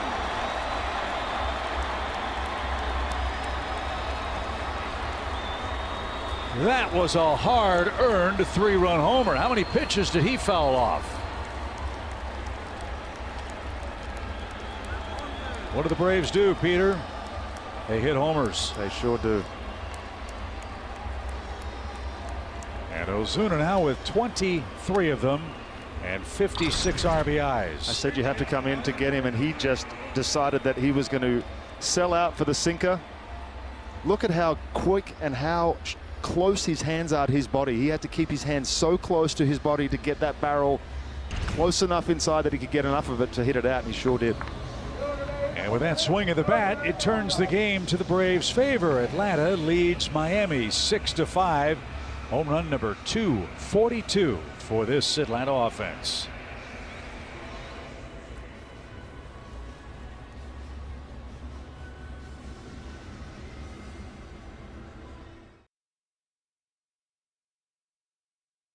Let's check out our T-Mobile coverage cam. That was the final out, the reaction and the celebration as the Braves completed the marathon and knocked off the New York Mets to clinch their 5th consecutive Eastern Division crown. Those scenes, Peter, never get old. You said it on the way here. It's different every time. And the emotions that you feel are different because there's so much that go into a season, and no two seasons are the same. So the feelings at the end of the season are based on what you've done and what you've had to overcome. And you look at the faces in there, you can just tell how big this season's been for a lot of those guys. I always say that it's so hard to repeat, and the fact that this team's able to add new energy and new life to keep those guys focused, it's been incredible. Eddie Rosario versus Andrew Nardi, who comes in out of the Marlins bullpen. Well, that's why it's been, what, 22 years since a team has repeated as world champions in our sport. It is. It's hard to win one game. Heck, we saw that against the Mets, and we certainly saw it here last night. But to win back-to-back World Series in this era, maybe the Braves can do what the Yankees did last under Brian Snitker. Champs last year. And after 88 wins last season, they're 13 wins better this year. In 2022.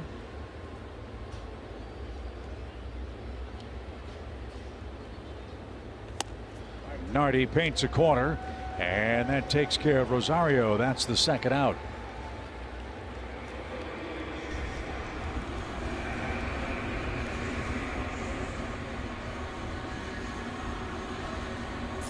Owing went an inning and a third, gave up a couple of hits. The Ozuna 3-run homer has made it 6-5 Braves, and now Robbie Grossman's your hitter.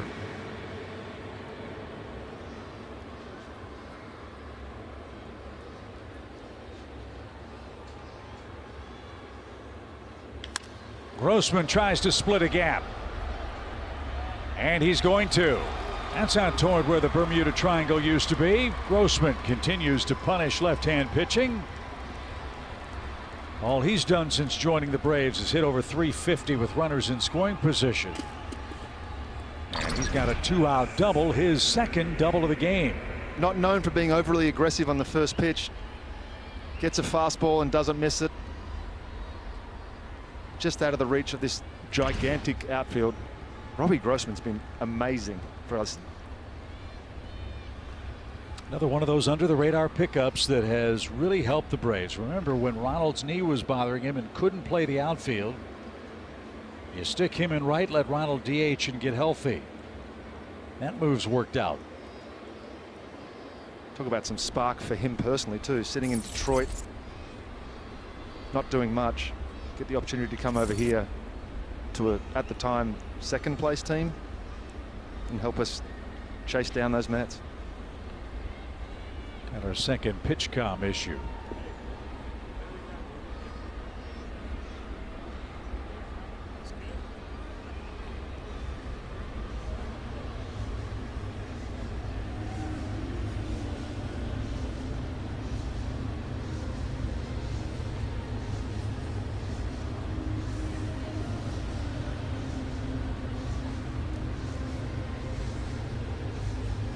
I think we just get headphones. How about alternative signs? That worked well for 100 years.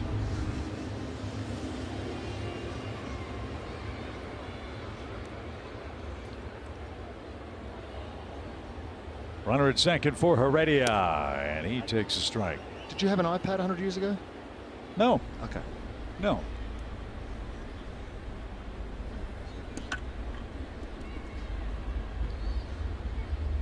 But I wasn't playing baseball 100 years ago. You were calling it though. I was doing a great job. That's miraculous. No balls at a strike with 2 outs and fouled back.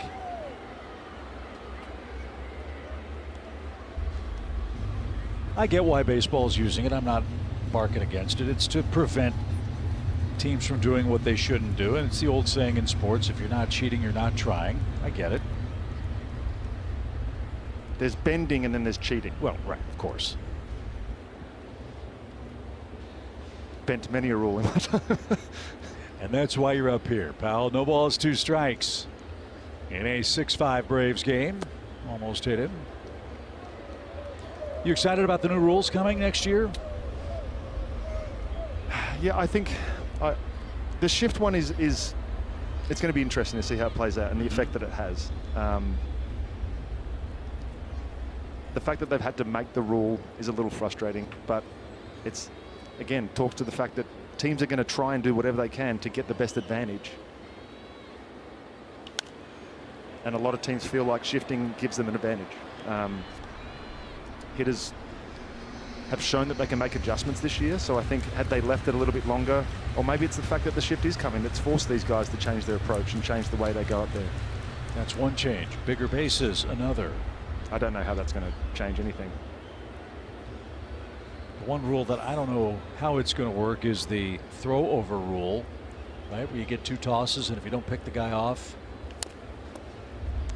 it's a balk, where you have to come home. How that's going to affect base stealing, how that's going to affect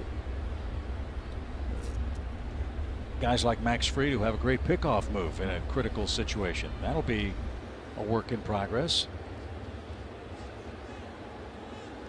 I got to admit, I was not a fan of the DH coming to the National League, but I've been converted. 1 ball, 2 strikes. And I know purists hate the free base runner at second base in extra innings, but nobody with these roster limitations that have also been imposed wants to play a 15-inning game and destroy your pitching staff for 3 days. So I get why that one has been created and has stayed.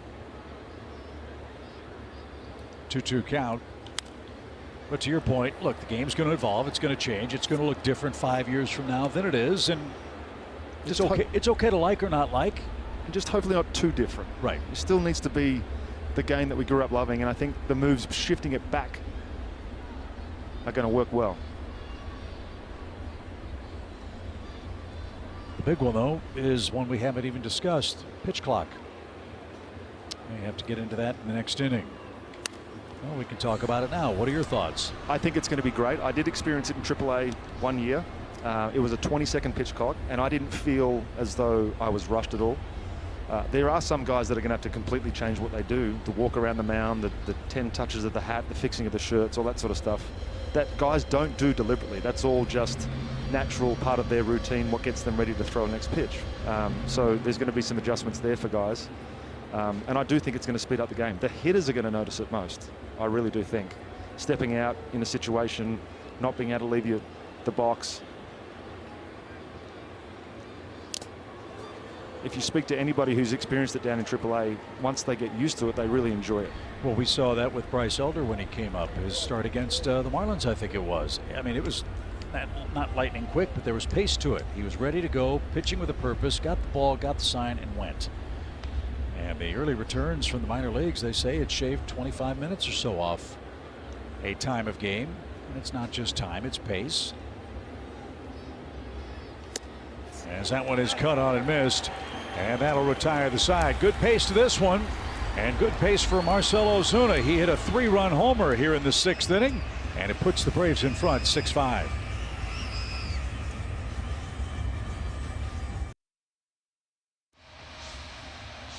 6-5, Atlanta in front as we head to the bottom of the 6th inning. Braves A-list memberships are on sale for next year. As a 2023 member, you'll get a great deal of benefits for next year's season and have priority access for all of this year's postseason home games. To see all the information on a full season membership and how you can get access to 2022 home playoff games at Truist Park, go to Braves.com/A-list. Jackson Stevens, Tyler Matzik, and now Peter Moylan. It's Jesse Chavez to pitch to the bottom of the Marlins order. What a season he's had. What a turnaround he's had. He's a lifetime Brave from this point on. We all know that. Just a great human. Speak to anybody out in that bullpen and they all were devastated when he left and so happy when he came back.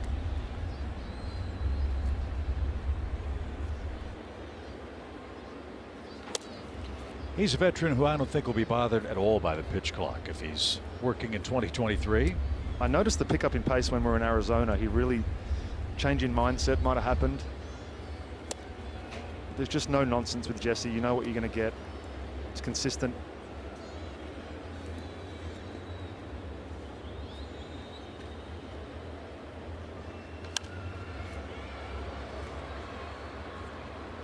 And his ability to pump strikes with a couple of different pitches and locate on both sides of the plate makes him so effective.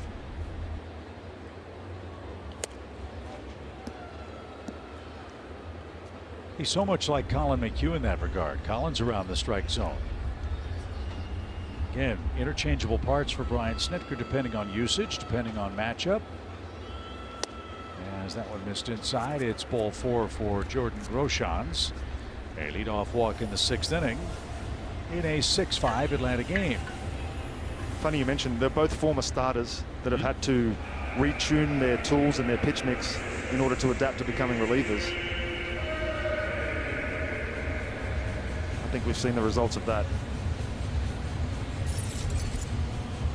2-run single for Peyton Burdick back in the 2nd inning. He's also popped out tonight. It is going to be a very happy flight back to Atlanta as we wrap up the championship season today in South Florida. And we'll start getting ready for playoff baseball. The wild card games start on Friday. This one hammered to center, and did Heredia hang on? Apparently not.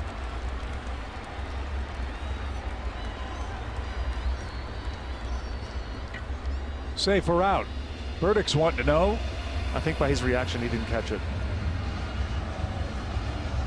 Diving try by Guillermo in center as he tried to make the catch. Yeah, the ball hit off his belt buckle and we couldn't see the ball. He was pointed towards center field. So yes, everybody's safe. Actually overran it.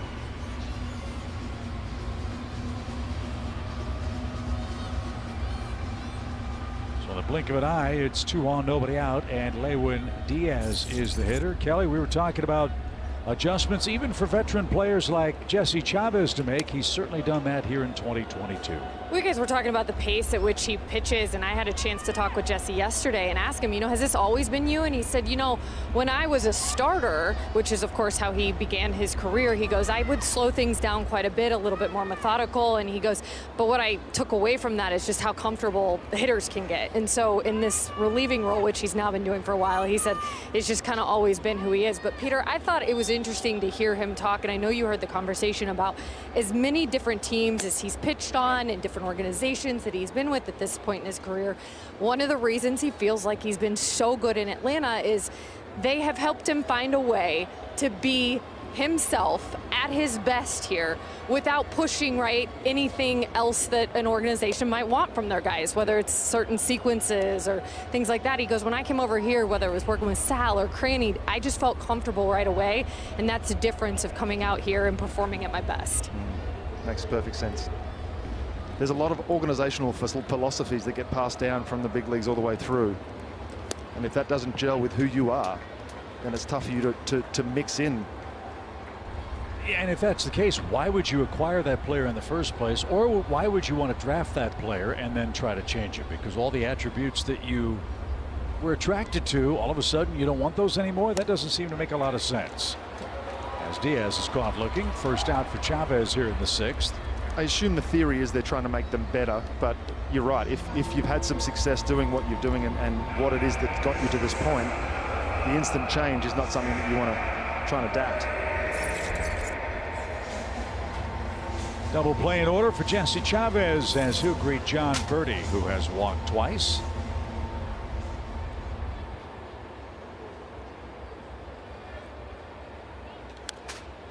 And rifled back toward us out of play, strike 1.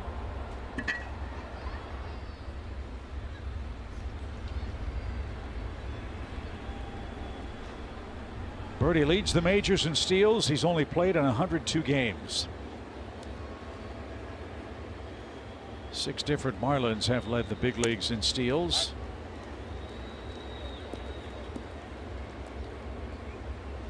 Gilvio Veras, Luis Castillo, Juan Pierre. They've had some speedsters down here for this Marlins organization. No balls, 2 strikes for John Birdie. Takes it a little low, 1-2.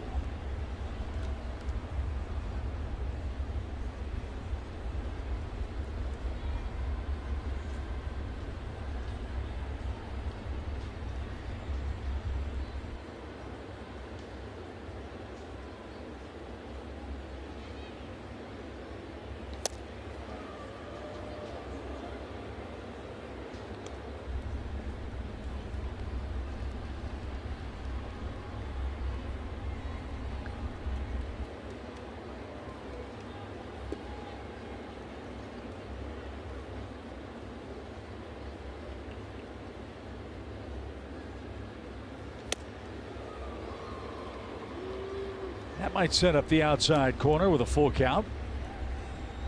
He's tried to throw that pitch a couple of times and left it inside to a right-handed hitter. It's a front door cutter.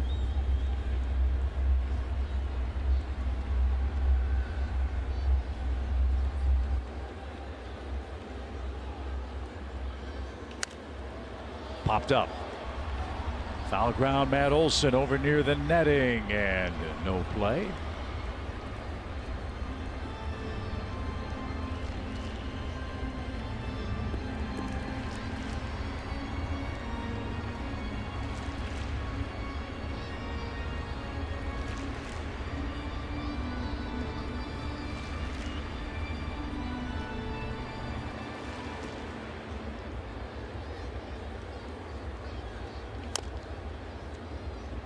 Now it's Jesse's turn to start firing sinkers at these Marlins hitters.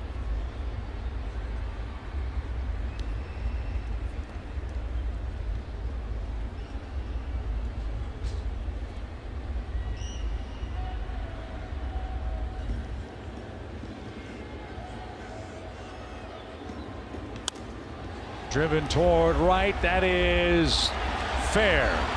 And kissed the chalk. Grosjean scores. Burdick around third. Throw to the plate is going to be late. John Birdie with a triple puts Miami in front.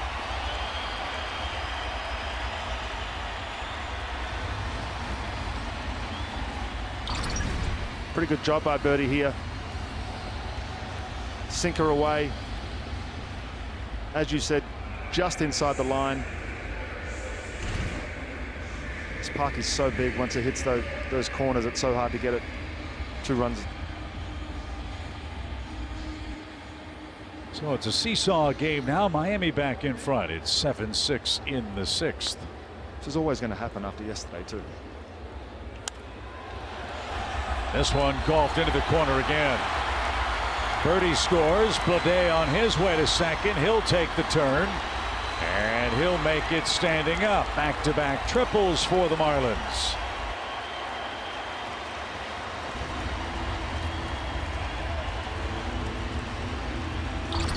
That's exactly my point. This field is so big. If you can manage to find a gap, like the Marlins have done the last couple of at-bats, back-to-back triples. When was the last time you saw that? Well, from you last night after the game. So that's going to be all for Jesse Chavez. Jesse faces 5 batters, 4 of them reach, and 3 runs have scored.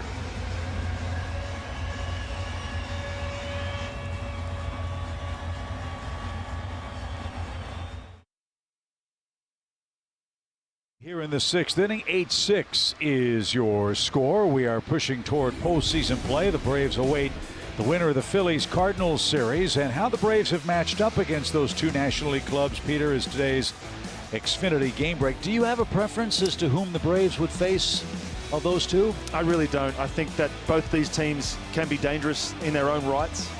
Either one of these teams' lineups can get hot, but I think we probably match up a little better against the Phillies at our house. But the Cardinals don't scare me, I'll just say that. And the Braves have gone 6-3 against the Phillies in Atlanta. They were 3-1 against the Cardinals at Truist Park. As Silvino Bracho will come in and try to end this Miami 6th inning.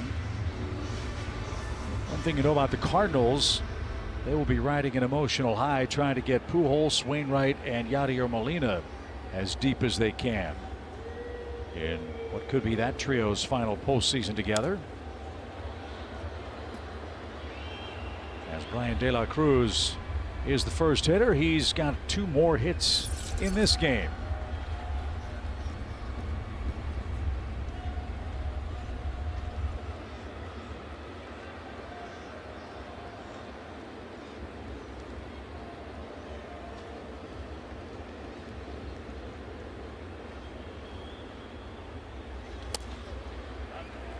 One guy we got to figure out with the Phillies is Ranger Suarez. Got to figure that Rob Thompson will line him up if he's able to in the early part of that series against the Braves. He's been really tough. against an Atlanta offense that has just destroyed left-handed pitching all year. Suarez has been a very, very difficult opponent. That's high, 1 ball, 2 strikes. And look, by now there shouldn't be any mysteries at all for the Braves and Phillies. They've played 19 regular season games. We haven't played the Cardinals but once in the last 2 months, and they're kind of a different team. They've got Jack Flaherty back in their rotation. So we'll see how it all plays out. I think from the Braves' perspective, no matter who wins, you want that thing going 3 games, 3 long, hard-fought games. And then you await the start of the divisional series on Tuesday at a time yet to be made. I'm guessing, and it's only a guess, the Braves would play the earlier game in the National League, with the Dodgers having home field advantage in their series. But that'll all come out in the days ahead. The pitch is low and a full count.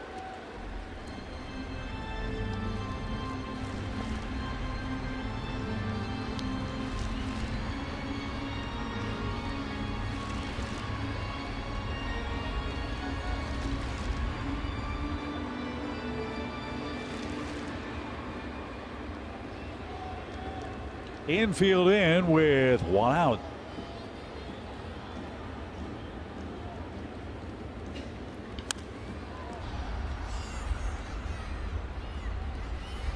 Mentioned a couple of times today that this is Don Mattingly's final game as manager. I was talking to some of the Marlins people, and they were suggesting that whoever becomes the next manager here, bilingual is going to be really, really important. First of all, for this community and for the makeup of this team.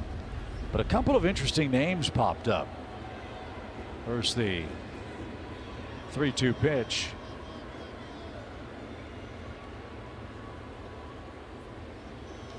One surprised me and one didn't. The one that surprised me was someone said Freddie Gonzalez might get another look here in Miami. He's the former Marlins manager from this area. And the other name that I was really encouraged to hear was Eddie Perez. Wow. Of the Braves, who would love a chance to manage in the major leagues, obviously, and he would certainly fit all those bills. One thing that the Marlins have that would make them an attractive job is pitching, and Eddie knows all about that. As Bracho strikes out De La Cruz, had him reaching for that, and that is the second out of the inning.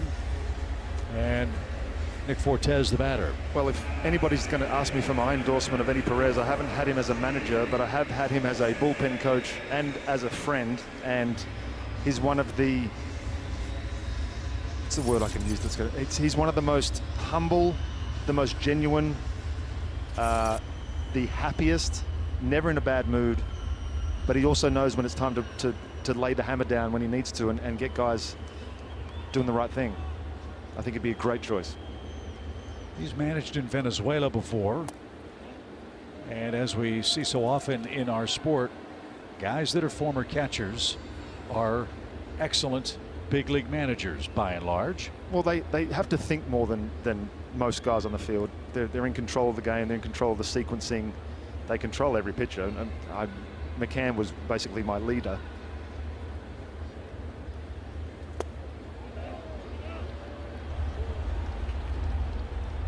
But Granite's thought that was a strike, didn't get the call. I think he's thinking the same thing we all are. It's game 162. 2 balls, no strikes for Fortes, a catcher for the Marlins. He's walked and scored in 3 trips to the plate. Well, the Marlins' job is not going to be the only one that's open in the big leagues. There's the 2-0 pitch. Tony La Russa, the Hall of Fame manager of the White Sox, will step down, or has essentially stepped down. On the south side, there's some whispers about Terry Francona and Cleveland, whether he can continue because of health issues that he's had. Texas will be looking for an opening. The Marlins will be looking for an opening, but one job's off the list apparently. Peter, you were talking about that this morning out at Anaheim. Yeah, Phil Nevin signed a 1-year deal today. That was a question that I asked, who was going to fill that role. Smoked to center. Guillermo can't get it.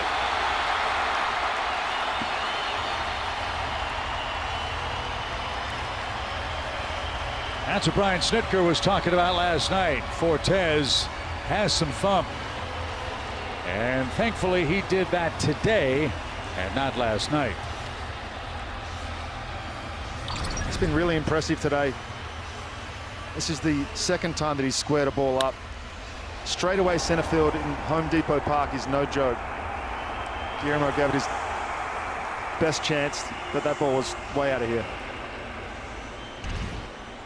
So 5 in the 6th for the Marlins, who now enjoy a 10-6 lead. Here's Sanchez.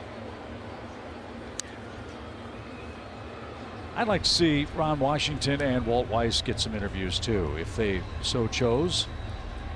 Look, I'm not suggesting that in any way we want to lose those guys off this terrific coaching staff.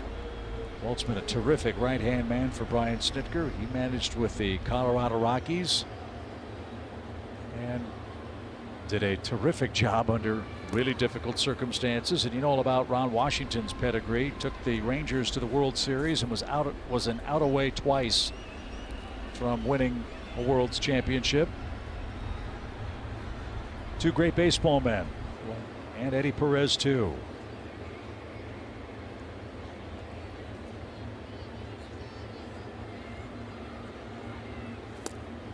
There's a good pitch. 1 ball, 2 strikes.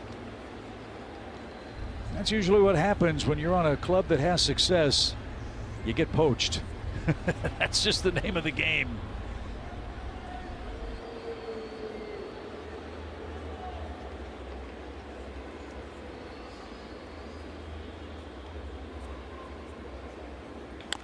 How about that little hesitation move? And Bracho shovels to first in time. And that will retire the side. Big inning for the Marlins. We go to the 7th.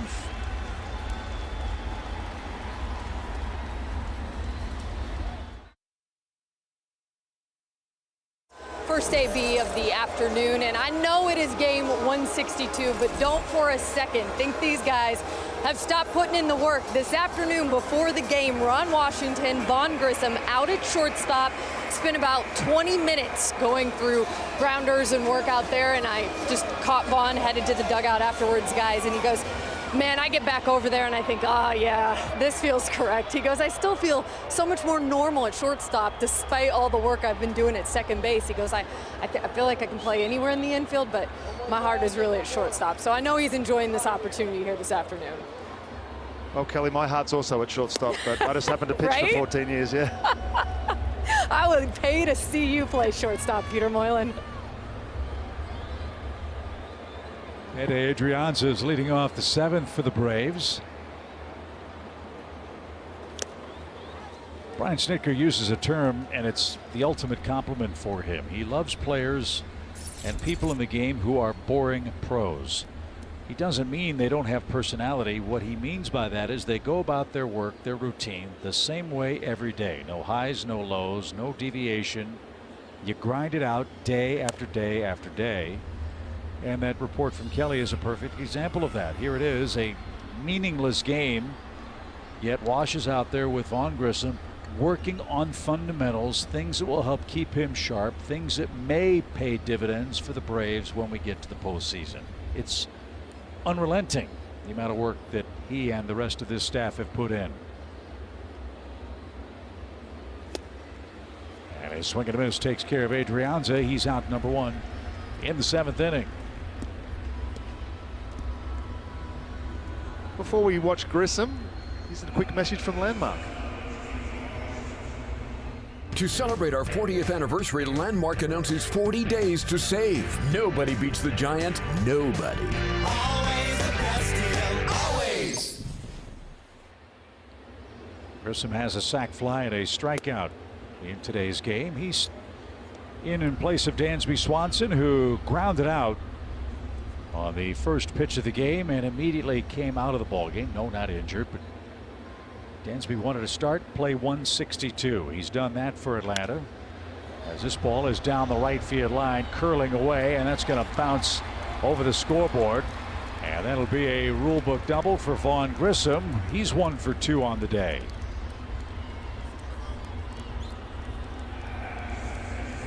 And look, we don't know how the postseason's going to go. We don't know how the offseason's going to go. The fact of the matter is, for Dansby Swanson, hope it's not his final regular season game as a Brave. All that to be decided once the Braves playoff run is complete.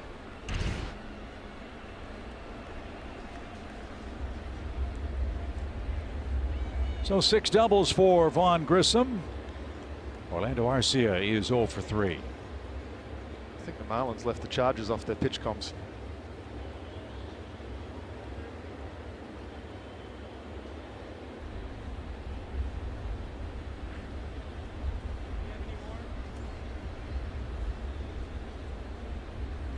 Just heard Fortes say, do we have any more of them?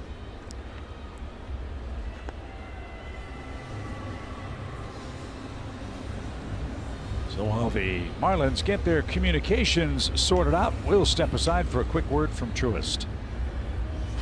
Tim always offered the best advice. Hit it nice and firm.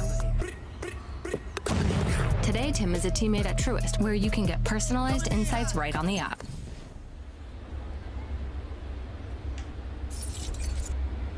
"19 hits combined in the game, 16 runs. Marlins have 10 of them.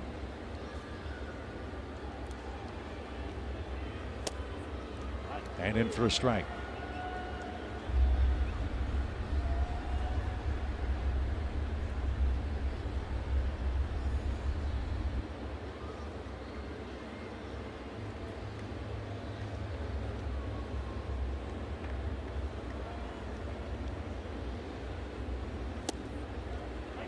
He's got a nice arm, doesn't he? It's the first time we've seen him, and I like what I've seen so far. He hasn't had the best year numbers-wise, but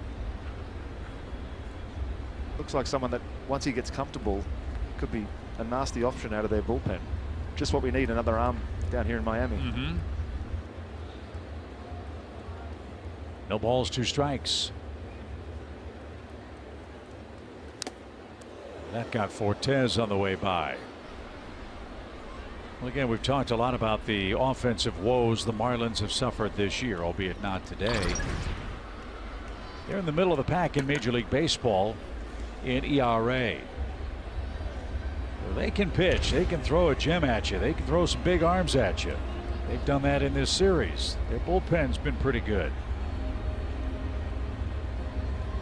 But need more nights where they score 4 or 5 than they've had this year. The Marlins have played an astounding 64 one-run games and have lost 40 of them. Little pop behind second. LeBlanc drifts out. He's got room for out number 2. So I don't know what that tells you as a GM. Are you 1 hit away, or did you not make enough pitches to keep it from being a 1-run game? That's why they pay Kim Eng the big bucks here in Miami. Hope you'll stick around for the stretch. That's presented by Georgia Natural Gas. That will come up after Matt Olson does some more good work. He's doubled, he's scored, he missed a home run back in the 4th inning.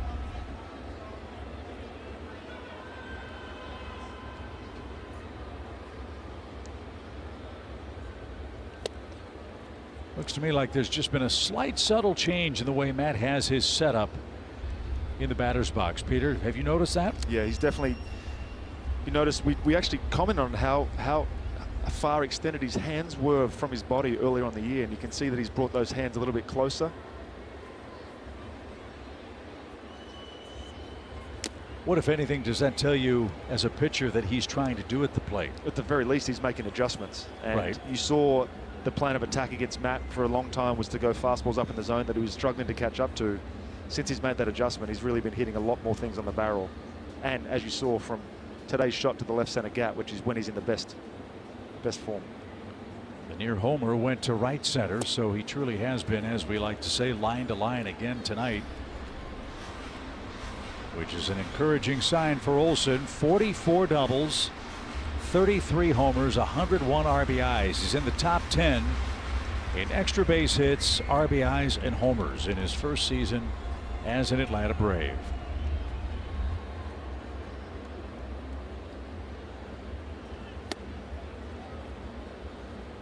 And the other thing Matt has done well is get on base. He leads the club in walks.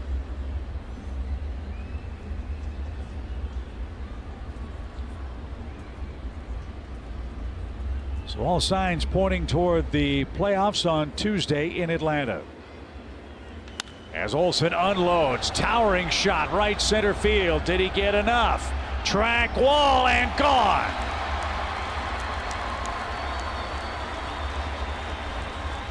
The way he's going, he may not want a break. A 2-run homer for Matt Olsen. Give him 34 of them on the year.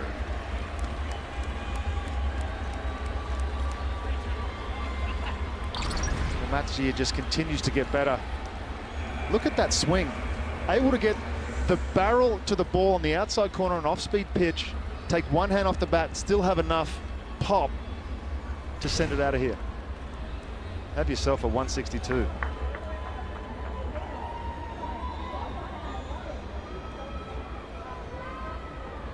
Since the start of play September 26th, Olsen now with 6 homers, 11 RBIs, and 9 runs. Decent time to be getting hot, I would say. Yeah. So the Braves pulled to within 2. Boy, they do good work in the 7th, 8th, and 9th innings, doesn't this offense? 8 runs on 9 hits.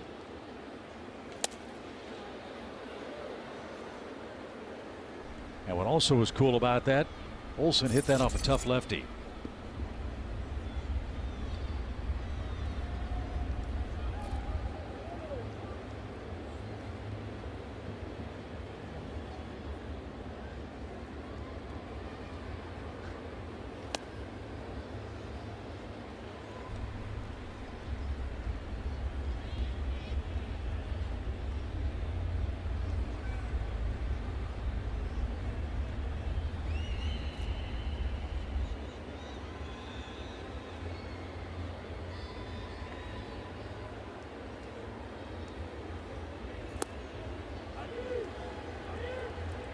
It's 2-2.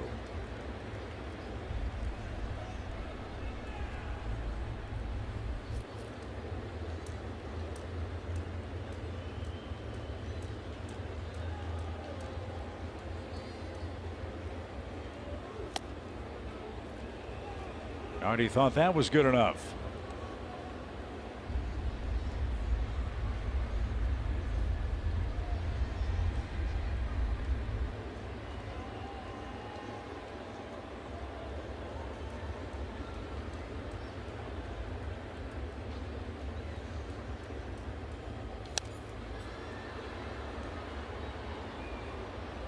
Just out of range from William Contreras. And we'll try again with a full count.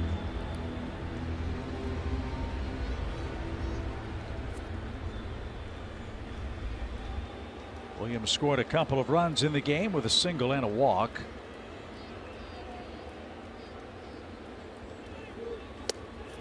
And he takes ball 4 again.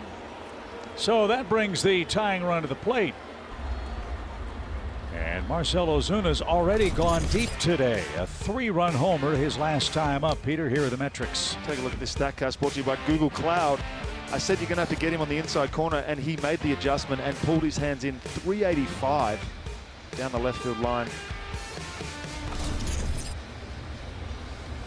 And Ozuna will not face Mr. Nardi. The Marlins will make a pitching change. The big blow, a Matt Olsen 2-run homer to bring the Braves to within a pair.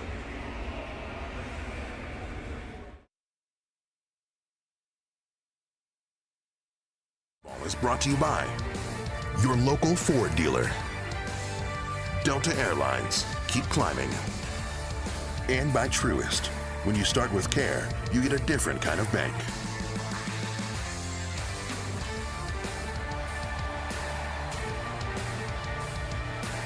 It was quite the party in the visiting locker room here in Miami last night after the Braves put away the Marlins. 2-1 the final score. They clinched the East for the 5th consecutive game. They're trying to do what they've done all year today, and that's come back late. This time on the road against the Marlins, Jeff Brigham is the new pitcher for Miami. He'll inherit a runner at first. And Marcell Ozuna in the batter's box.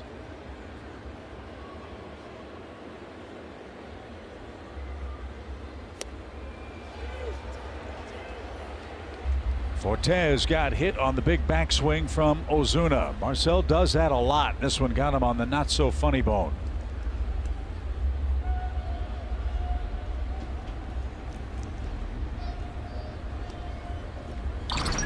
The worst part about this is that it just sends shots down your fingers.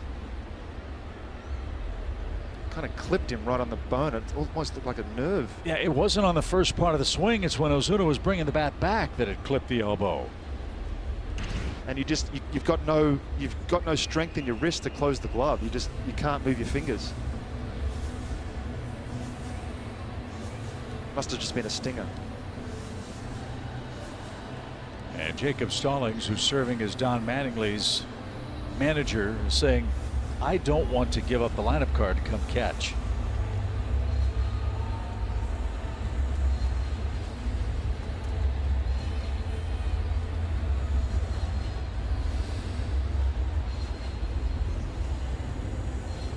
Fortes says he's all right. No balls and a strike.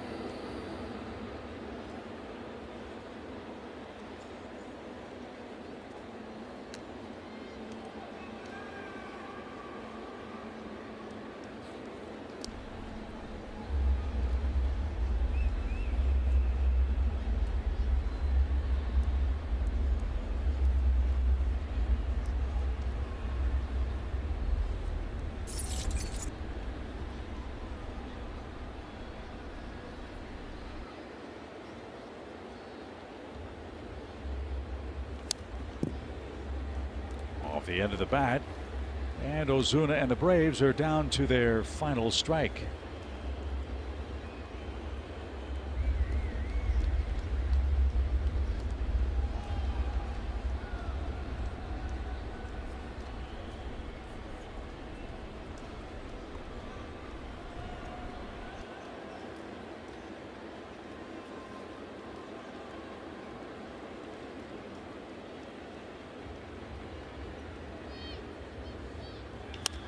That's hammered down the line, and that kisses the chalk.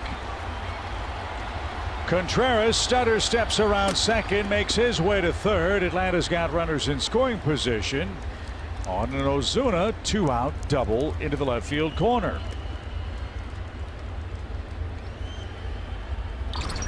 Give Marcell a chance to play. Fastball last at bat, takes a slider this time down that same left field corner. Nice hustle double. Chance to tie this one up.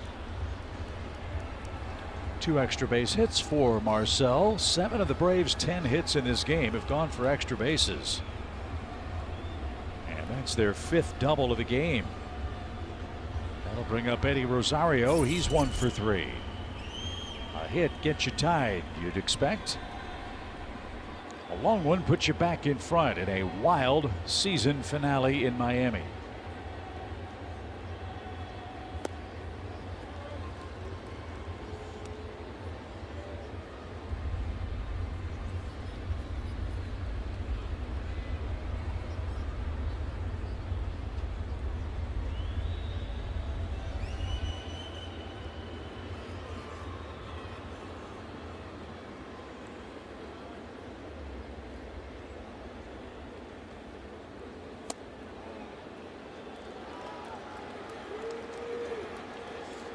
Natives getting a little restless here at Lone Depot Park. What was a 10-6 lead is now 10-8, and the Braves threatening with Rosario ahead in the count.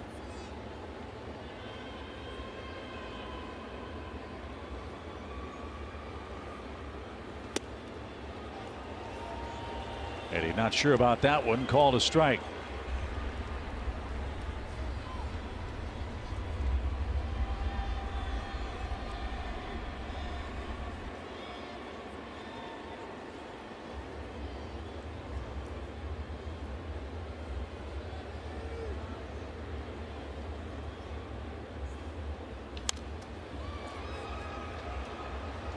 Now it's 2-2.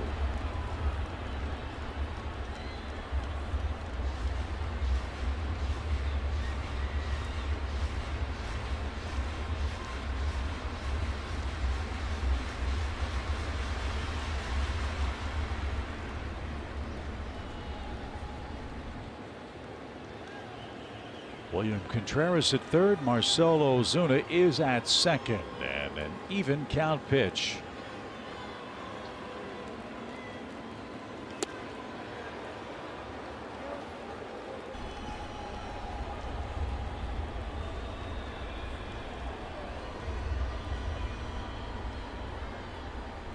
Does Eddie Rosario have another series MVP performance awaiting us? We'll find that out beginning Tuesday.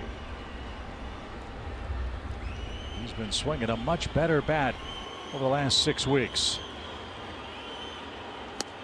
That time he was fooled. A high breaking ball took care of him. Braves get 2 but leave 2 as we send you to the stretch. It's game 162, 10-8 Miami the lead. Trevor, take it away back in Atlanta.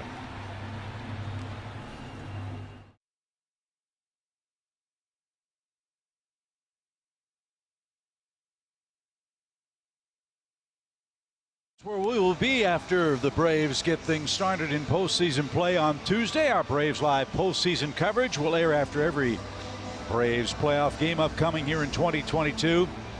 Bally Sports South, Bally Sports Southeast, and the Bally Sports app. I got to tell you, as exciting as the playoffs are, the next best thing to doing the games and being inside the ballpark is being in the Battery for the atmosphere that we saw last year, Peter. It was beyond electric. I don't know what that word is, but that's how fired up and pumped up the Braves fans were for the postseason run. It gives us energy too. That you just feed off it.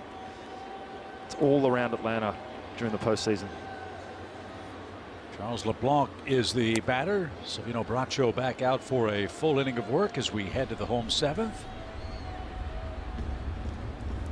And the Battery was already rocking and rolling for the Mets series. There were Braves fans from all across the Southeast, heck, all across the nation in town to see the Braves sweep New York. And we expect the same, beginning either against the Phillies or the Cardinals on Tuesday at Truist Park. What a perfect opportunity if you didn't get a chance to come and see the Braves in person last year during the playoffs. Get to do it again this year. 3 balls, no strikes for Charles LeBlanc, who started the day as the second baseman for the Fighting Fish. He's 1 for 3 with a run scored.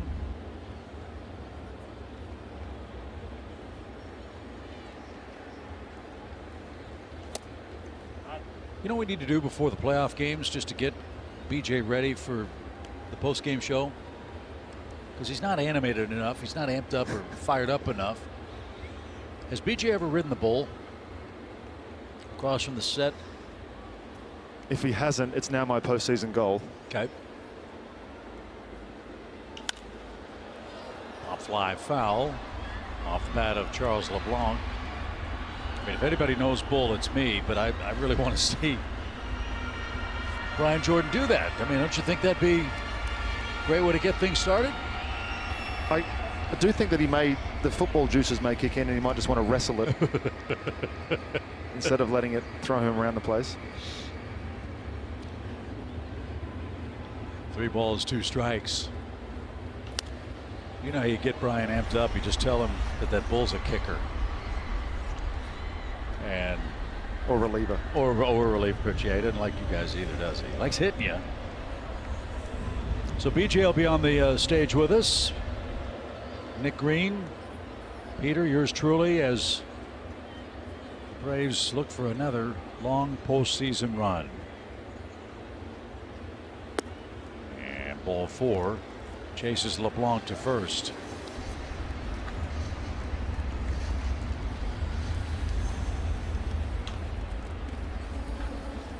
(10-8) Miami has the lead. Let's step back quickly for a word from the rally.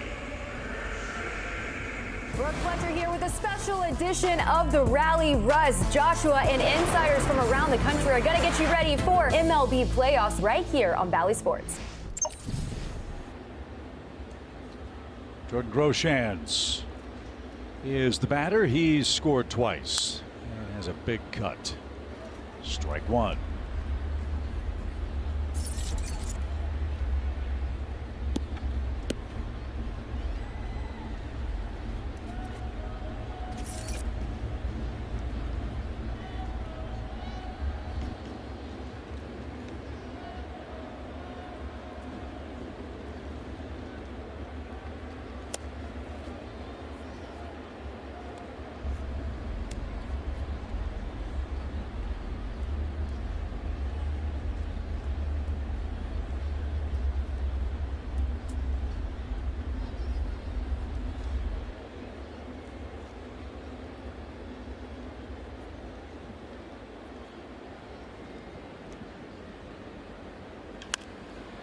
in the air toward right.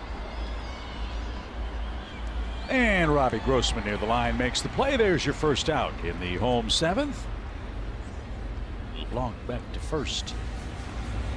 And here's Peyton Burdick.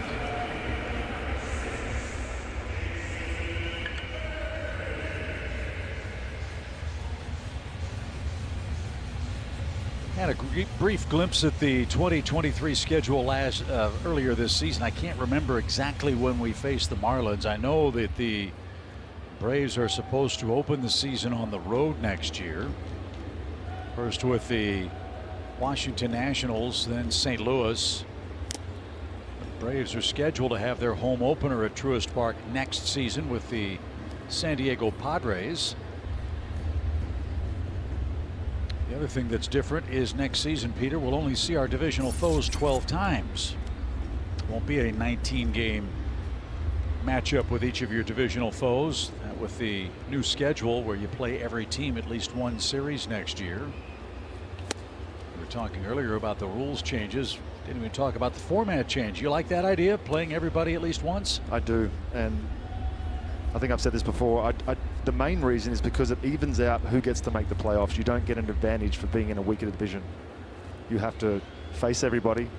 You won't necessarily get their aces, but you'll face someone from every single team, and it makes it more even. I agree with you on that. I also like the fact that, look, we're in the entertainment business. Right? One of the great stories in the American League is Julio Rodriguez. Had we not played the Mariners, our fans wouldn't have seen him in this breakout season. Or Seattle, which, by the way, broke a 2-decade-long playoff drought this year. This ball is absolutely crushed. Peyton Burdick is having a big game. That's his third hit.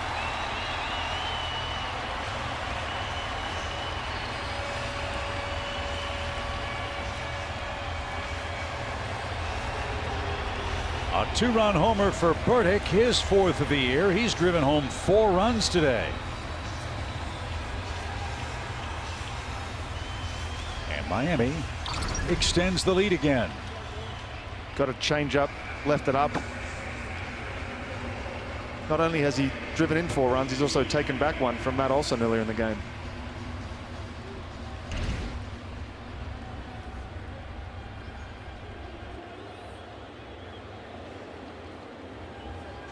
Lewin Diaz is the batter. Well, you'd like Bracho to get 5 more outs. Don't want to go deeper into the bullpen unless you have to. He's made 31 pitches. He's given up a couple of home runs.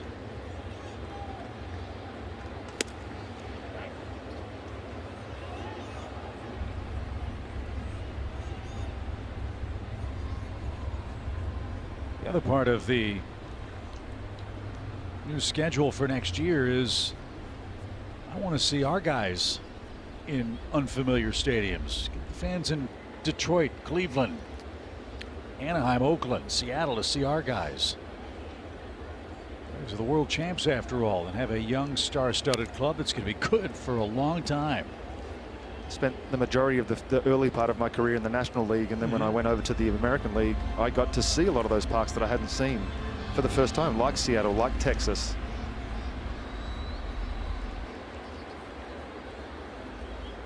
No balls, 2 strikes for Lewin Diaz. And he swung at a ball in the dirt, and that's the 2nd out of the 7th inning.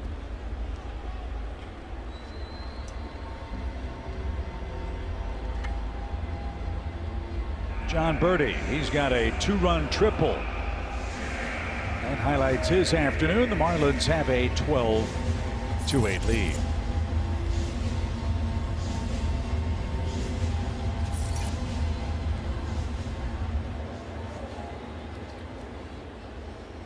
It's going to be a fun postseason in 2022.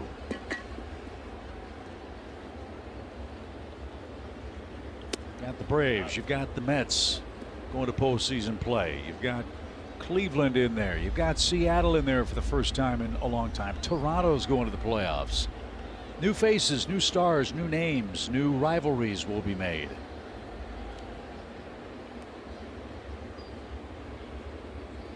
RBIs. With one strike, Birdie digs in and grounds one towards short. Grissom smothers, scampers, and fires, but a fast runner beats the play. Nice job by Vaughn at short.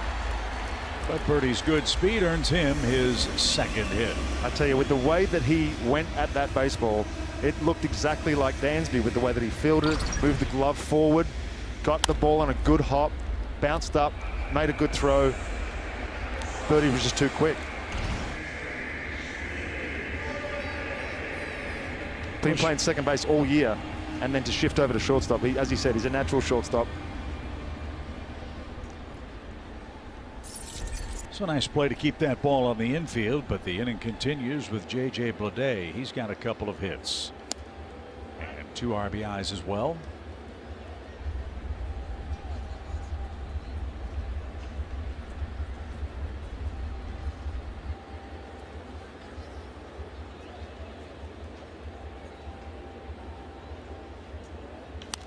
This one popped up.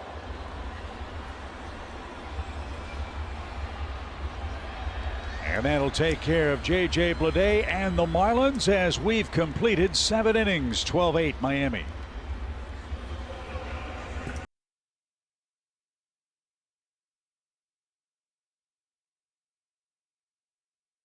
Made fun of each other like I've been saying the whole time. It's just a bunch of winners. It's like it starts with Snit and goes all the way down. It's a complete team. I love this team. The guys in this clubhouse, they come in and play for each other. I'm so happy to be a part of it.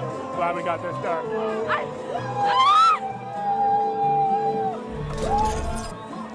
So the 2022 Atlanta Braves, their 22nd division title, 5th most playoff appearances all time. They've won the East 5 years in a row, and since June 1st, they played baseball, Peter Moylan, at a 113 win pace. Remarkable.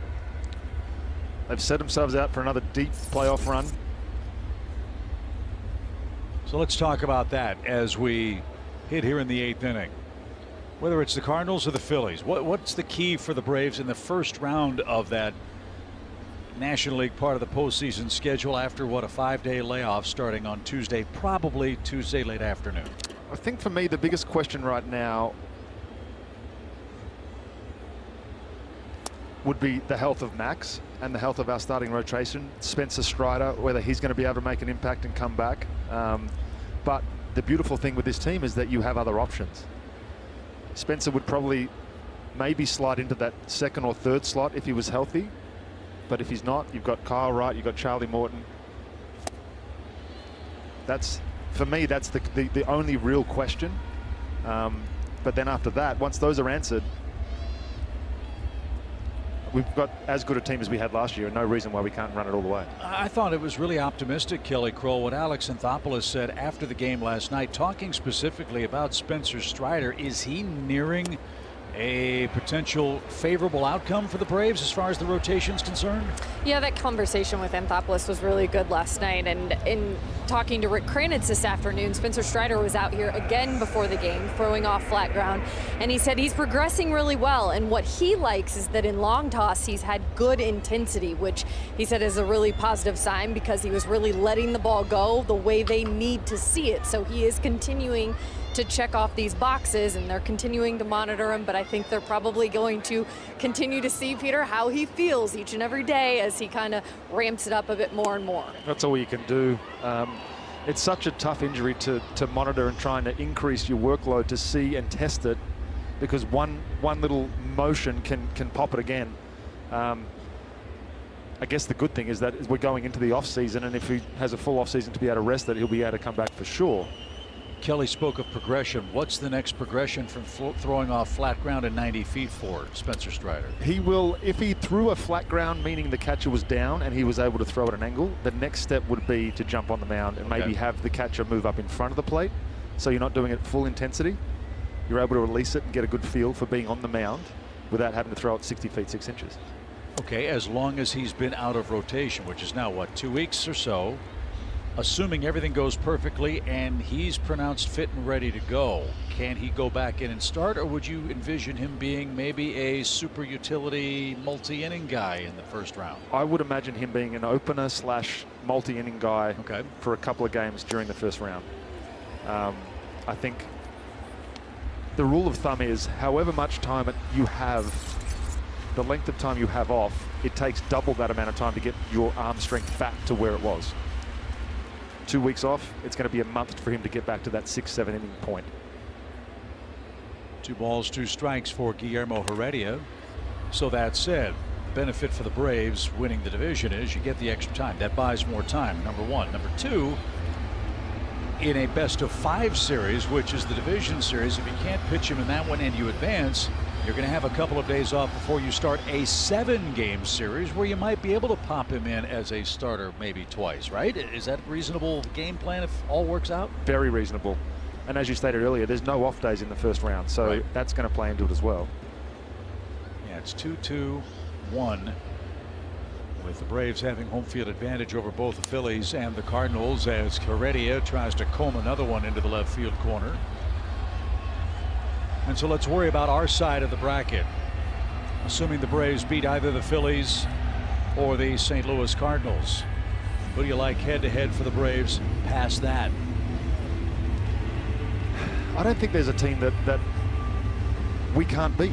I know the Dodgers have all the wins and they have all the scary lineup and the names, and I just don't think their starting pitching can hold up to us. They can't go through our lineup. Now, Clayton Kershaw may get on a run and do what Clayton Kershaw does. Dustin May could find it again. He might be on the IL now, but there's a lot of questions with that pitching stuff. How big was the Braves beating the Dodgers and knowing they can do it going into this postseason? That psychological edge, there's no secret that it's almost become a rivalry over the last few years, especially that's the gate you have to go through to get past and further on in the playoffs. So that is such a huge mental hurdle that they've had to beat already once. Facing them is it's not the big bad monster that they have been over the years past. Line over short. Heredia went down and rifled that ball. He's got 2 hits. The other side of that potential matchup could be either the Mets, who we just saw. Let's talk about the San Diego Padres. We haven't seen the Padres since the first half of the season. Obviously, there's no Tatis. They've got Clevenger. They've got Darvish. They've got a really good team, too. Snell is another formidable opponent for us. The lineup hasn't even really hit its strides yet, as far as I'm concerned. Soto hasn't been the Soto we're used to seeing. Right. We hadn't heard a lot about him. I don't know if that's just the West Coast or the struggling thing. He's still getting his walks. He's still obviously a potent weapon in that lineup. And you can't pitch around both of them. They've got Bell there. It's a good team. I haven't dived into their bullpen as yet. I know they've got Hader, obviously. He's back to form. But it's just, this is what I love about this playoff format right now, is that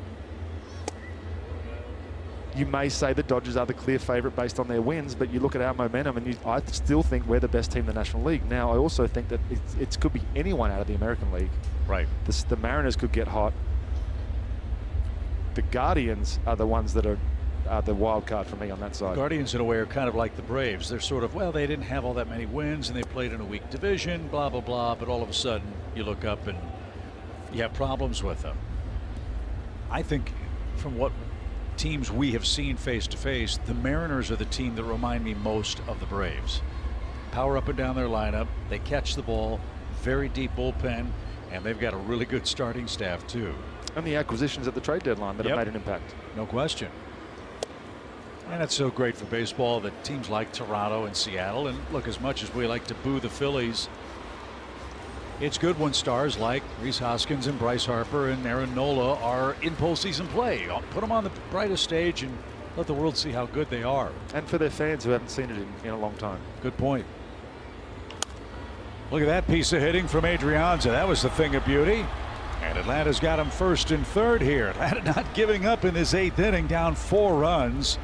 And the bottom of the order is going to feed the top, which has been what Atlanta's offense has done all year long. These guys are absolutely amazing.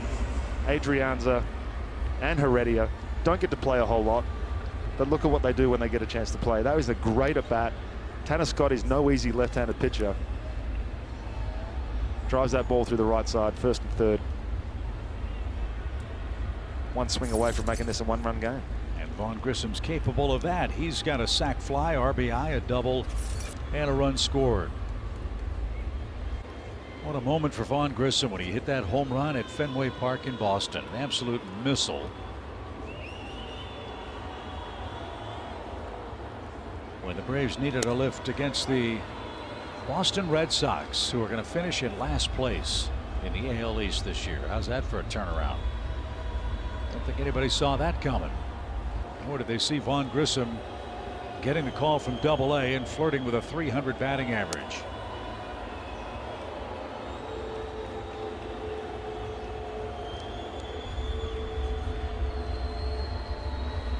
Really root for this kid. You talk about nice people. Vaughn Grissom is that. Then again, you're 21. You're playing in the major leagues with your pal Michael Harris. How could you not do anything but smile? Him and Bryce Elder and Spencer Strider, those guys were just soaking it all in last night. Eyes as wide as you've ever seen. I'm so happy for those guys. Michael has not played today. He's got the day off. Darno, Riley, all getting a breather as the Braves and Marlins trading blows, and a hit batsman's going to load the bases with one out. So 2 singles and a hit by pitch sets it up for Arcia, who represents the tying run.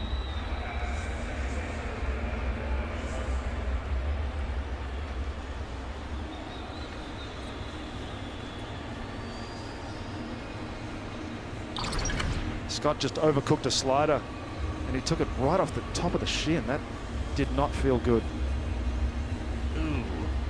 Not a lot of meat down there.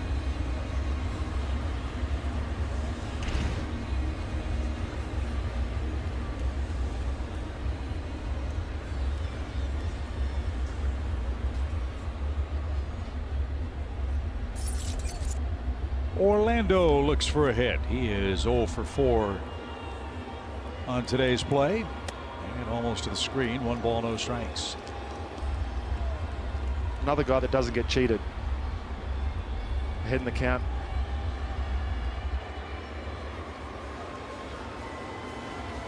And Pablo Lopez, who's acting as the Miami pitching coach, is going to come to the mound. Wouldn't this be interesting? I don't know how I'd feel about this, especially in this kind of situation. The base is loaded. I know the game doesn't mean anything, but your numbers do at the end of the day. You're trying to play for a spot for next year, and then you've got one of your teammates coming out and trying to settle. I don't know how I'd react to this.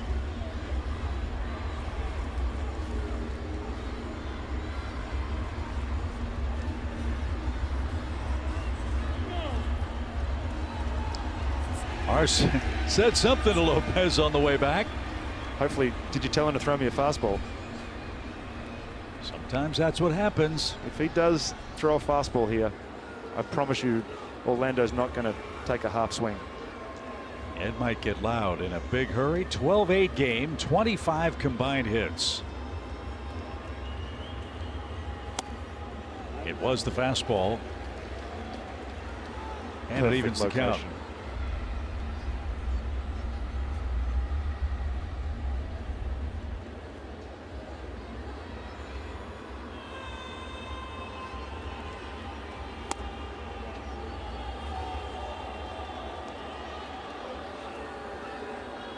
You see they're trying to go up with those fastballs. Orlando's been known to be able to, almost like a left-handed hitter, be able to get that down and in fastball and elevate it.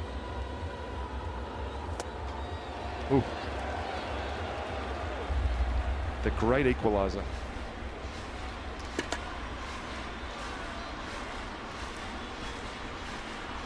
As you see on the bottom of your screen, the Bally Bar, all the big league games starting to go final. All the games started at the same time on this final regular season date. And a swing and a miss. Hey, the speech from Lopez worked. Arcia strikes out, but now Matt Olson's coming up. Matt's had a nice day. A 2-run homer, a double, and he just missed a homer in the 4th inning that was up against the wall in right center field. I asked Matt last night if he preferred facing guys with a little bit more velo, and he said he did, but I'm not sure that after clinching last night, seeing Tanner Scott, who's not exactly been filling up the strike zone, lefty throwing 96 may not be the favorite bat for me right now. That's the 5th Braves player with a 40 double and 30 or more homer year in the same season. He's topped triple digits in RBIs for the 2nd straight year. He's up to 103 of them and has played every game this year for the Braves.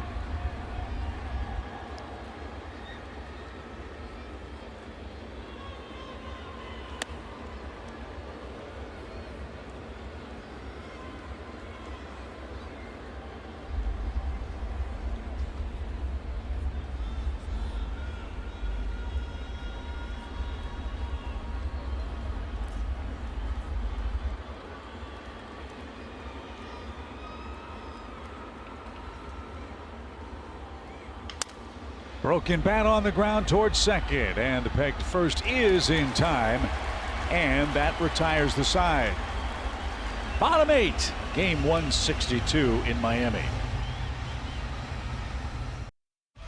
Well, Braves country, as we cut to the chase, the Braves are Eastern champions, 5 consecutive seasons they've done that. We're headed back to the playoffs with divisional series play starting on Tuesday at Truist Park. We will await either the Philadelphia Phillies or the St. Louis Cardinals. Hope you'll join us throughout the entire Braves postseason run. We have you covered with Braves Live after every postseason game. Cut to the chase on Bally Sports South and Bally Sports Southeast is presented by Texas Pete, sauce like you mean it.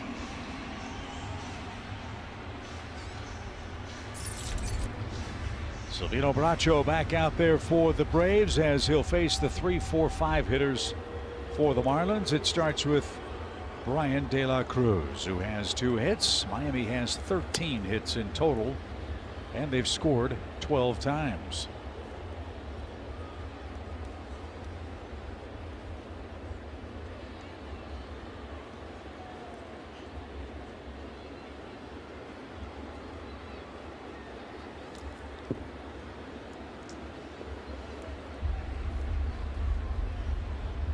By my count, this is the first time the Marlins have scored 12 runs since June the 7th. Think they can carry this momentum into April? If they do, they'll want to bottle it. 2 balls, no strikes. Well, look, it's going to be a very different looking Marlins team next year. New manager.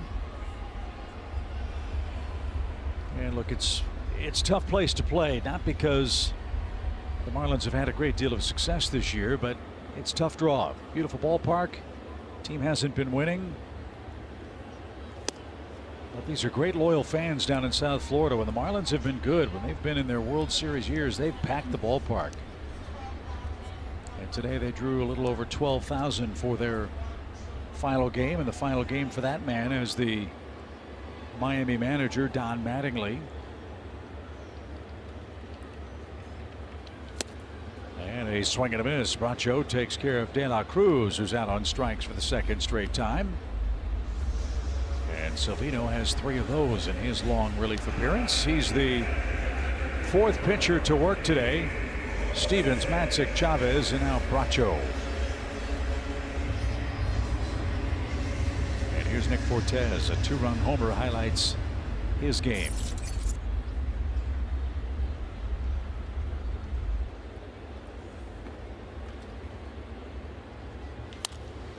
To third, and Adrianza with the strike to first, and 2 are out. In the Atlanta 9th, Contreras, Ozuna, Rosario will be the hitters. We're down 4 at the moment.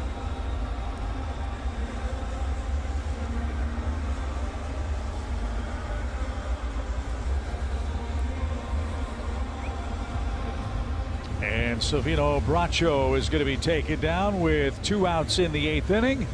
Marlins enjoy a 12-8 lead.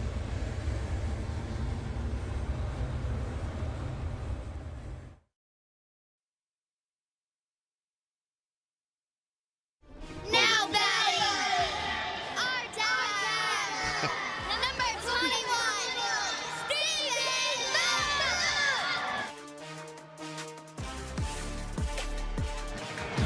Oh, drives one, right field.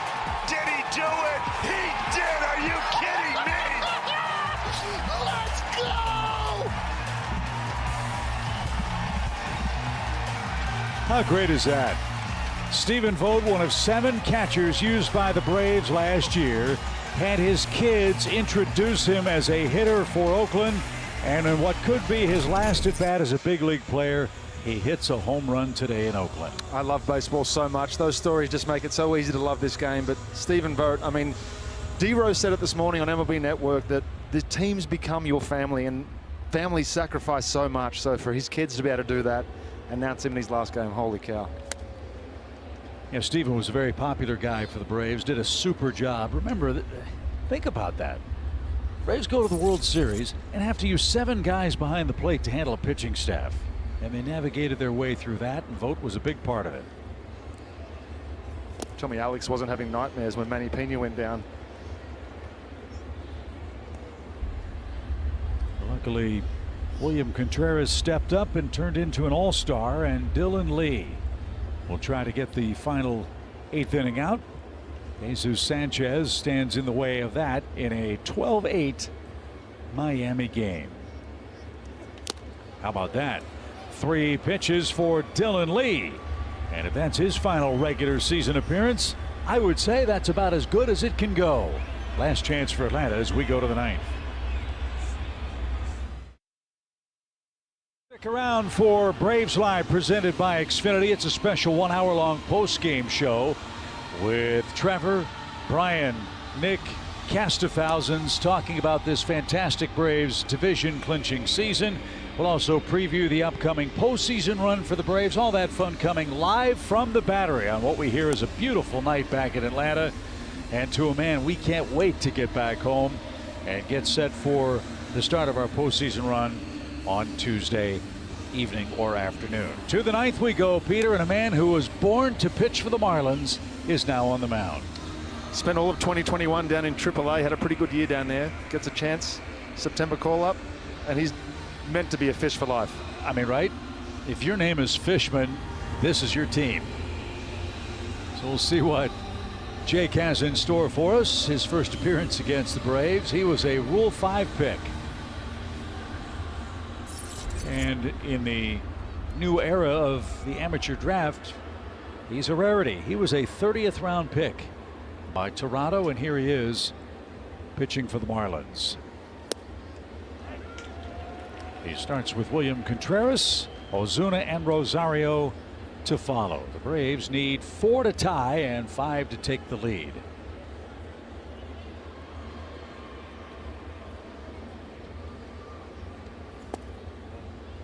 Fishman trying to lure a swing there, didn't get one. 1 ball, 1 strike.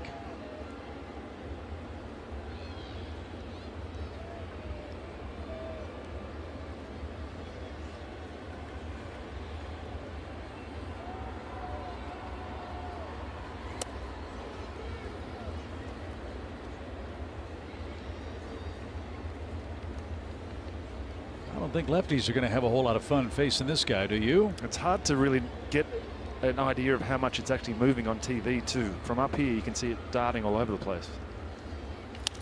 On the ground and down the line, William Contreras. Here's a board for the 4th time in this game. He will slide in safely with a double. 14 of those. And a good start to the Atlanta 9th. Why not put an exclamation mark on what an unbelievable season that he's had this year.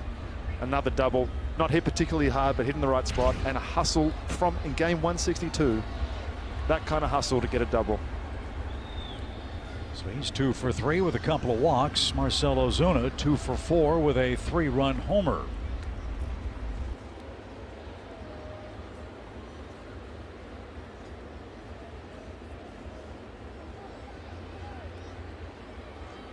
Each team with 13 hits.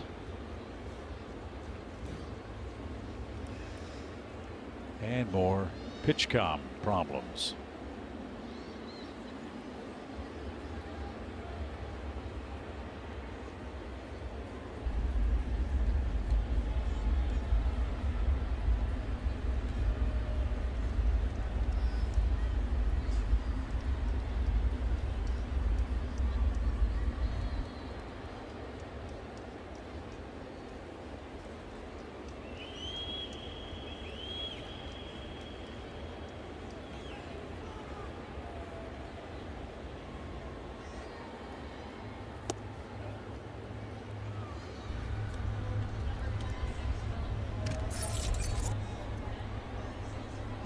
Dylan Floro has gotten up in the Marlins bullpen.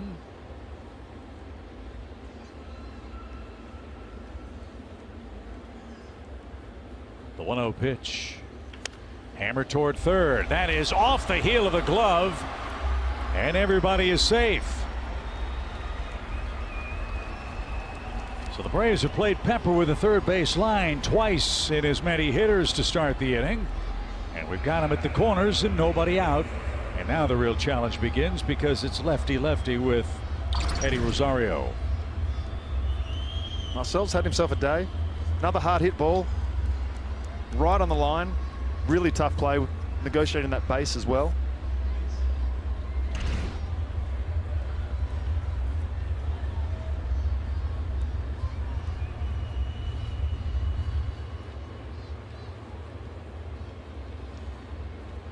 Let's see if Eddie can hang in there against Jake Fishman.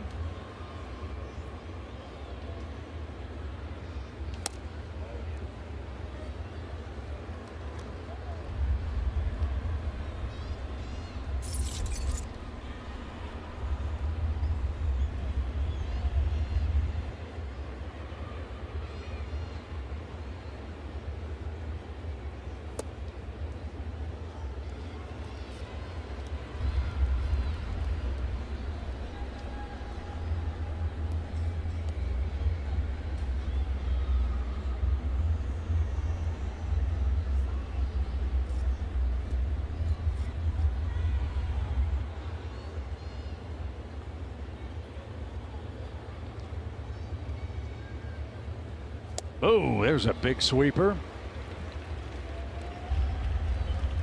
I think Eddie had his mind made up to swing.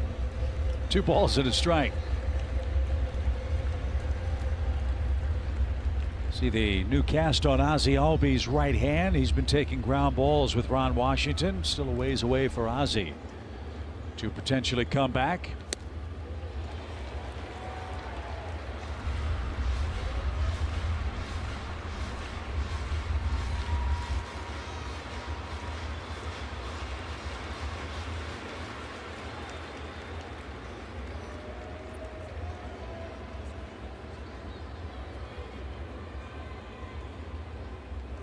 The 2-2. Popped up behind third.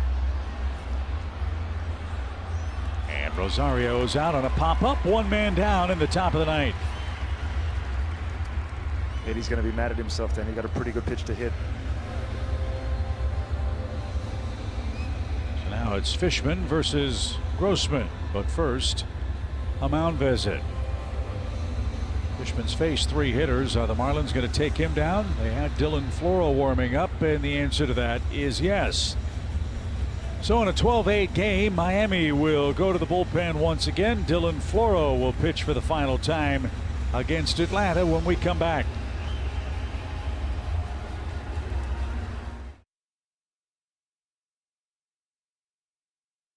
Watch the rally tomorrow at 5 Eastern on Bally Sports South and the Bally Sports app. Braves country out in force in South Florida for the season finale. Dylan Floro, a longtime relief pitcher, will make his way to the center of the mound for the Marlins. 2 on with 1 out in the top of the 9th inning. Miami with a 4-run lead. Floro with a decent season. I remember him in Cleveland where he would be a middle reliever, come in the 5th, 6th innings. Now closing for the Marlins, who are his 5th big league organization. Robbie Grossman has a couple of doubles in 4 trips to the plate. Atlanta's got him 1st and 3rd in the 9th inning.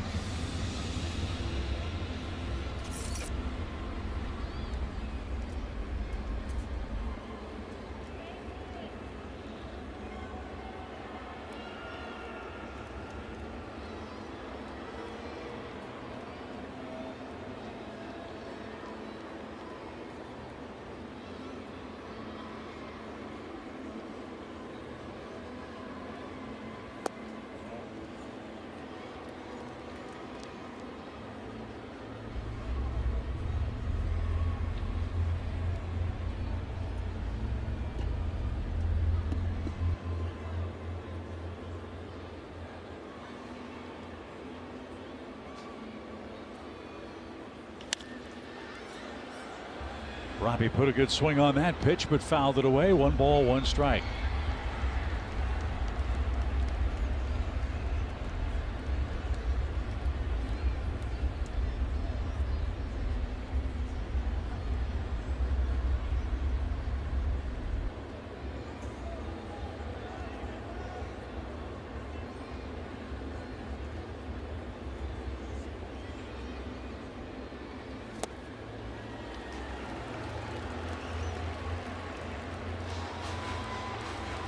In our extended Braves Live post game will follow us.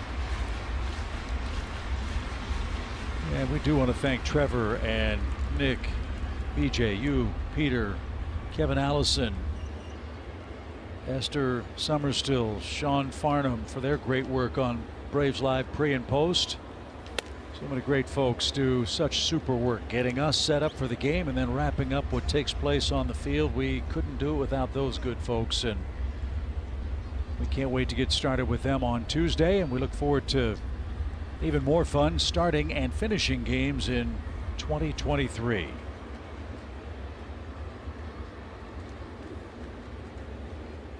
Two balls, 2 strikes. And that's down and away. It's 3-2. Another base runner brings the potential tying run to the plate. Things getting exciting here in the 9th inning.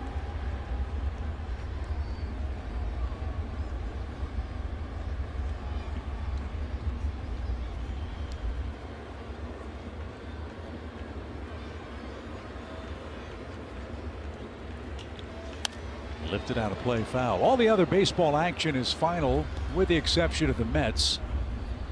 They are finishing their season successfully. They're winning 9-2 over the Washington Nationals.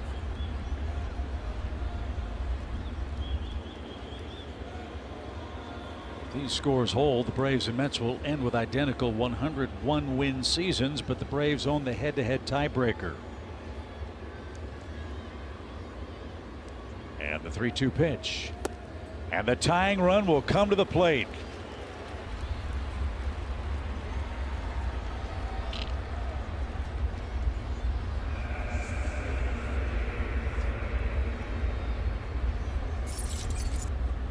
And Heredia has had a good day. He's doubled, he's singled, he's scored a run, he's knocked in a run. When was his last home run? I just have a feeling, Peter.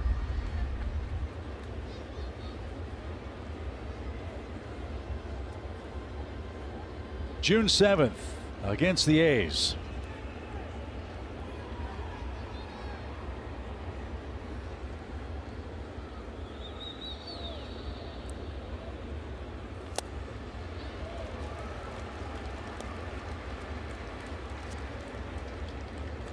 No balls and a strike.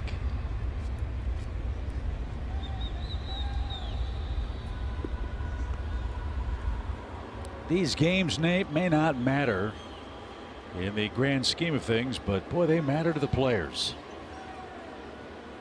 Heredia trying to add on here. After all, he's hoping to stick on the postseason roster. Hopes to stick with the club, but he's also auditioning for every other team.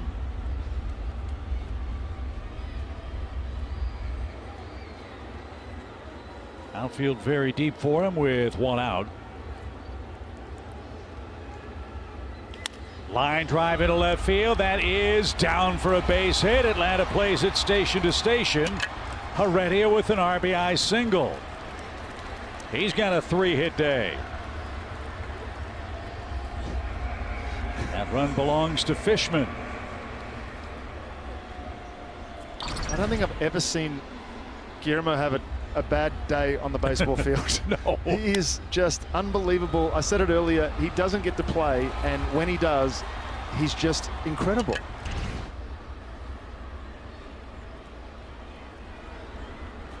Well, Adrianza the batter. He's got a single. That came in his last trip. What do we say about the Braves? They don't always win, but they always give you a finish. They're trying to do that here. And another liner to left. This one, though, is going to hang up. And no chance for Ozuna to move up. Yeah, they hit a rope to left, but right at Sanchez. And now the Final hope for the regular season for the Braves is Vaughn Grissom with 2 outs.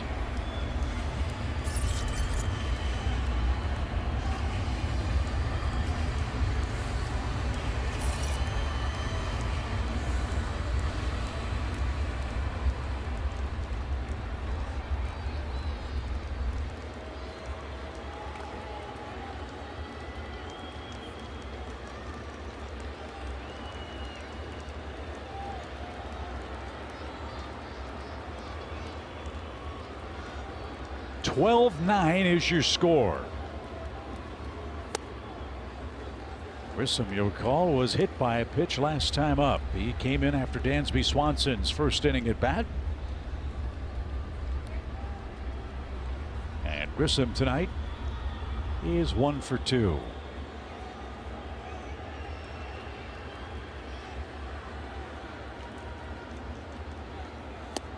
Center cut fastball evens the count.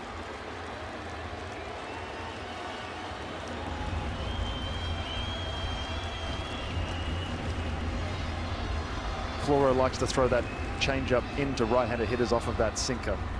He missed up a little bit, so he may come with that tunneling changeup.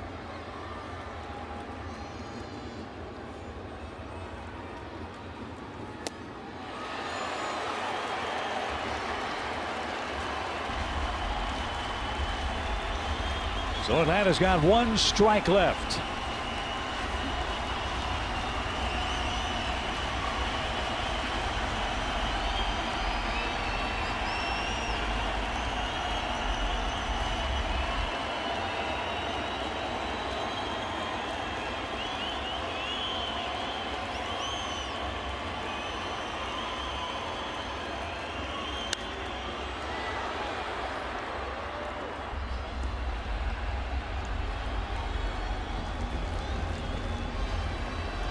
So much for Vaughn Grissom to build on after this 2022 campaign. What a burst of energy he's given the club. He's turned himself into a bona fide big league prospect. And he keep the Braves afloat with this pitch. 2-2.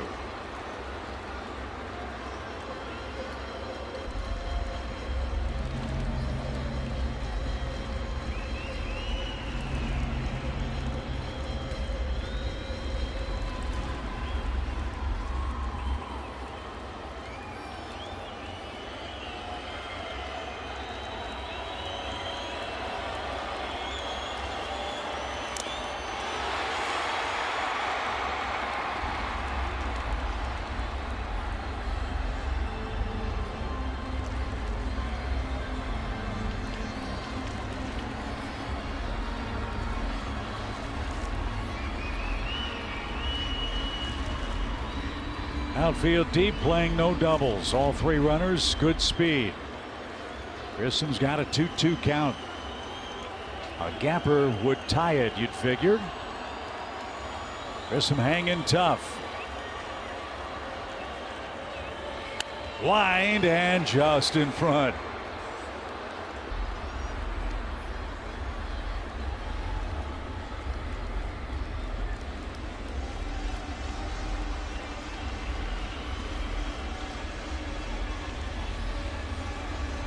A double, 2 singles, and a walk in the Atlanta ninth.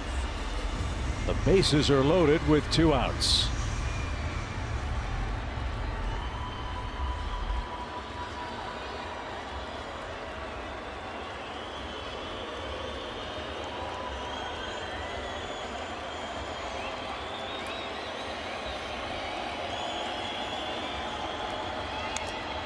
Fought off the change. And Floro's giving him everything, Peter, and he's able to fight and stay alive here in the ninth. One thing he hasn't thrown or haven't seen yet is that changeup, and he did it a lot yesterday. He threw a lot of sinkers in and changeups in. I'm surprised we haven't seen it yet in this at bat.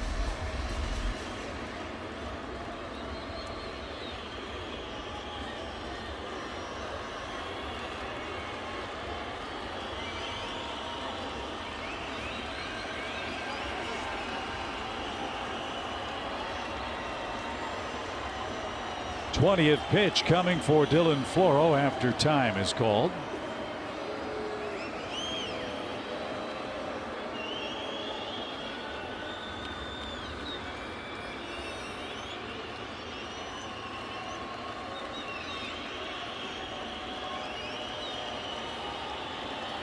Now we're ready. Low, it's a full count. Great at bat. Already a really quality appearance. Plate appearance. Well, everybody will be able to get a big lead here. Floro real twitchy out there on the mound right now. Let's see what happens with a payoff pitch.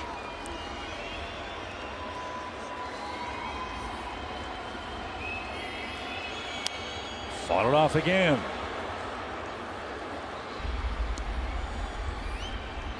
Well, Vaughn, you've worked this hard. Reward yourself with a gapper.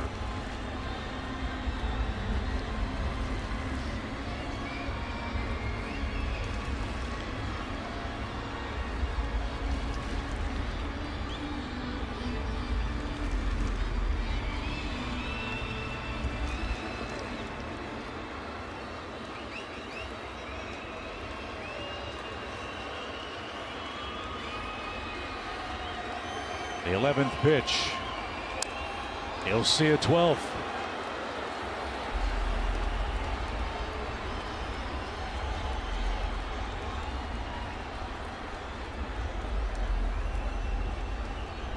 Braves rookie Vaughn Grissom doesn't want his first big league season ever to end. And who can blame him?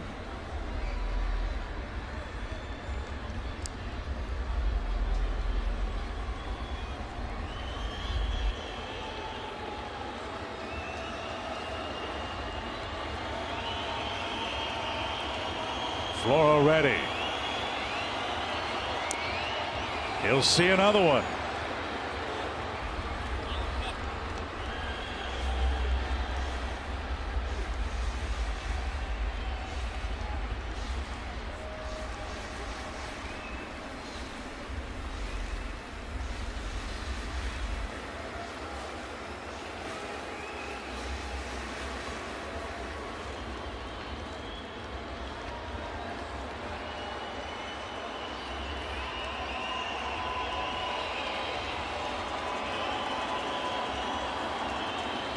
Strike three. That ends the game. It's the finale for Don Mattingly. He goes out a winner as the Marlins skipper. 12-9 is your final score, Peter Moylan, and the Braves will finish the 2022 regular season with 101 wins, 61 losses, and the Eastern Division title secured. And a season to remember. All the ups and downs, all the emotions. Obviously a tough one today, but nothing on the line. Hard to get motivated. Some good swings by the guys today, but they've got bigger things in their mind starting next Tuesday.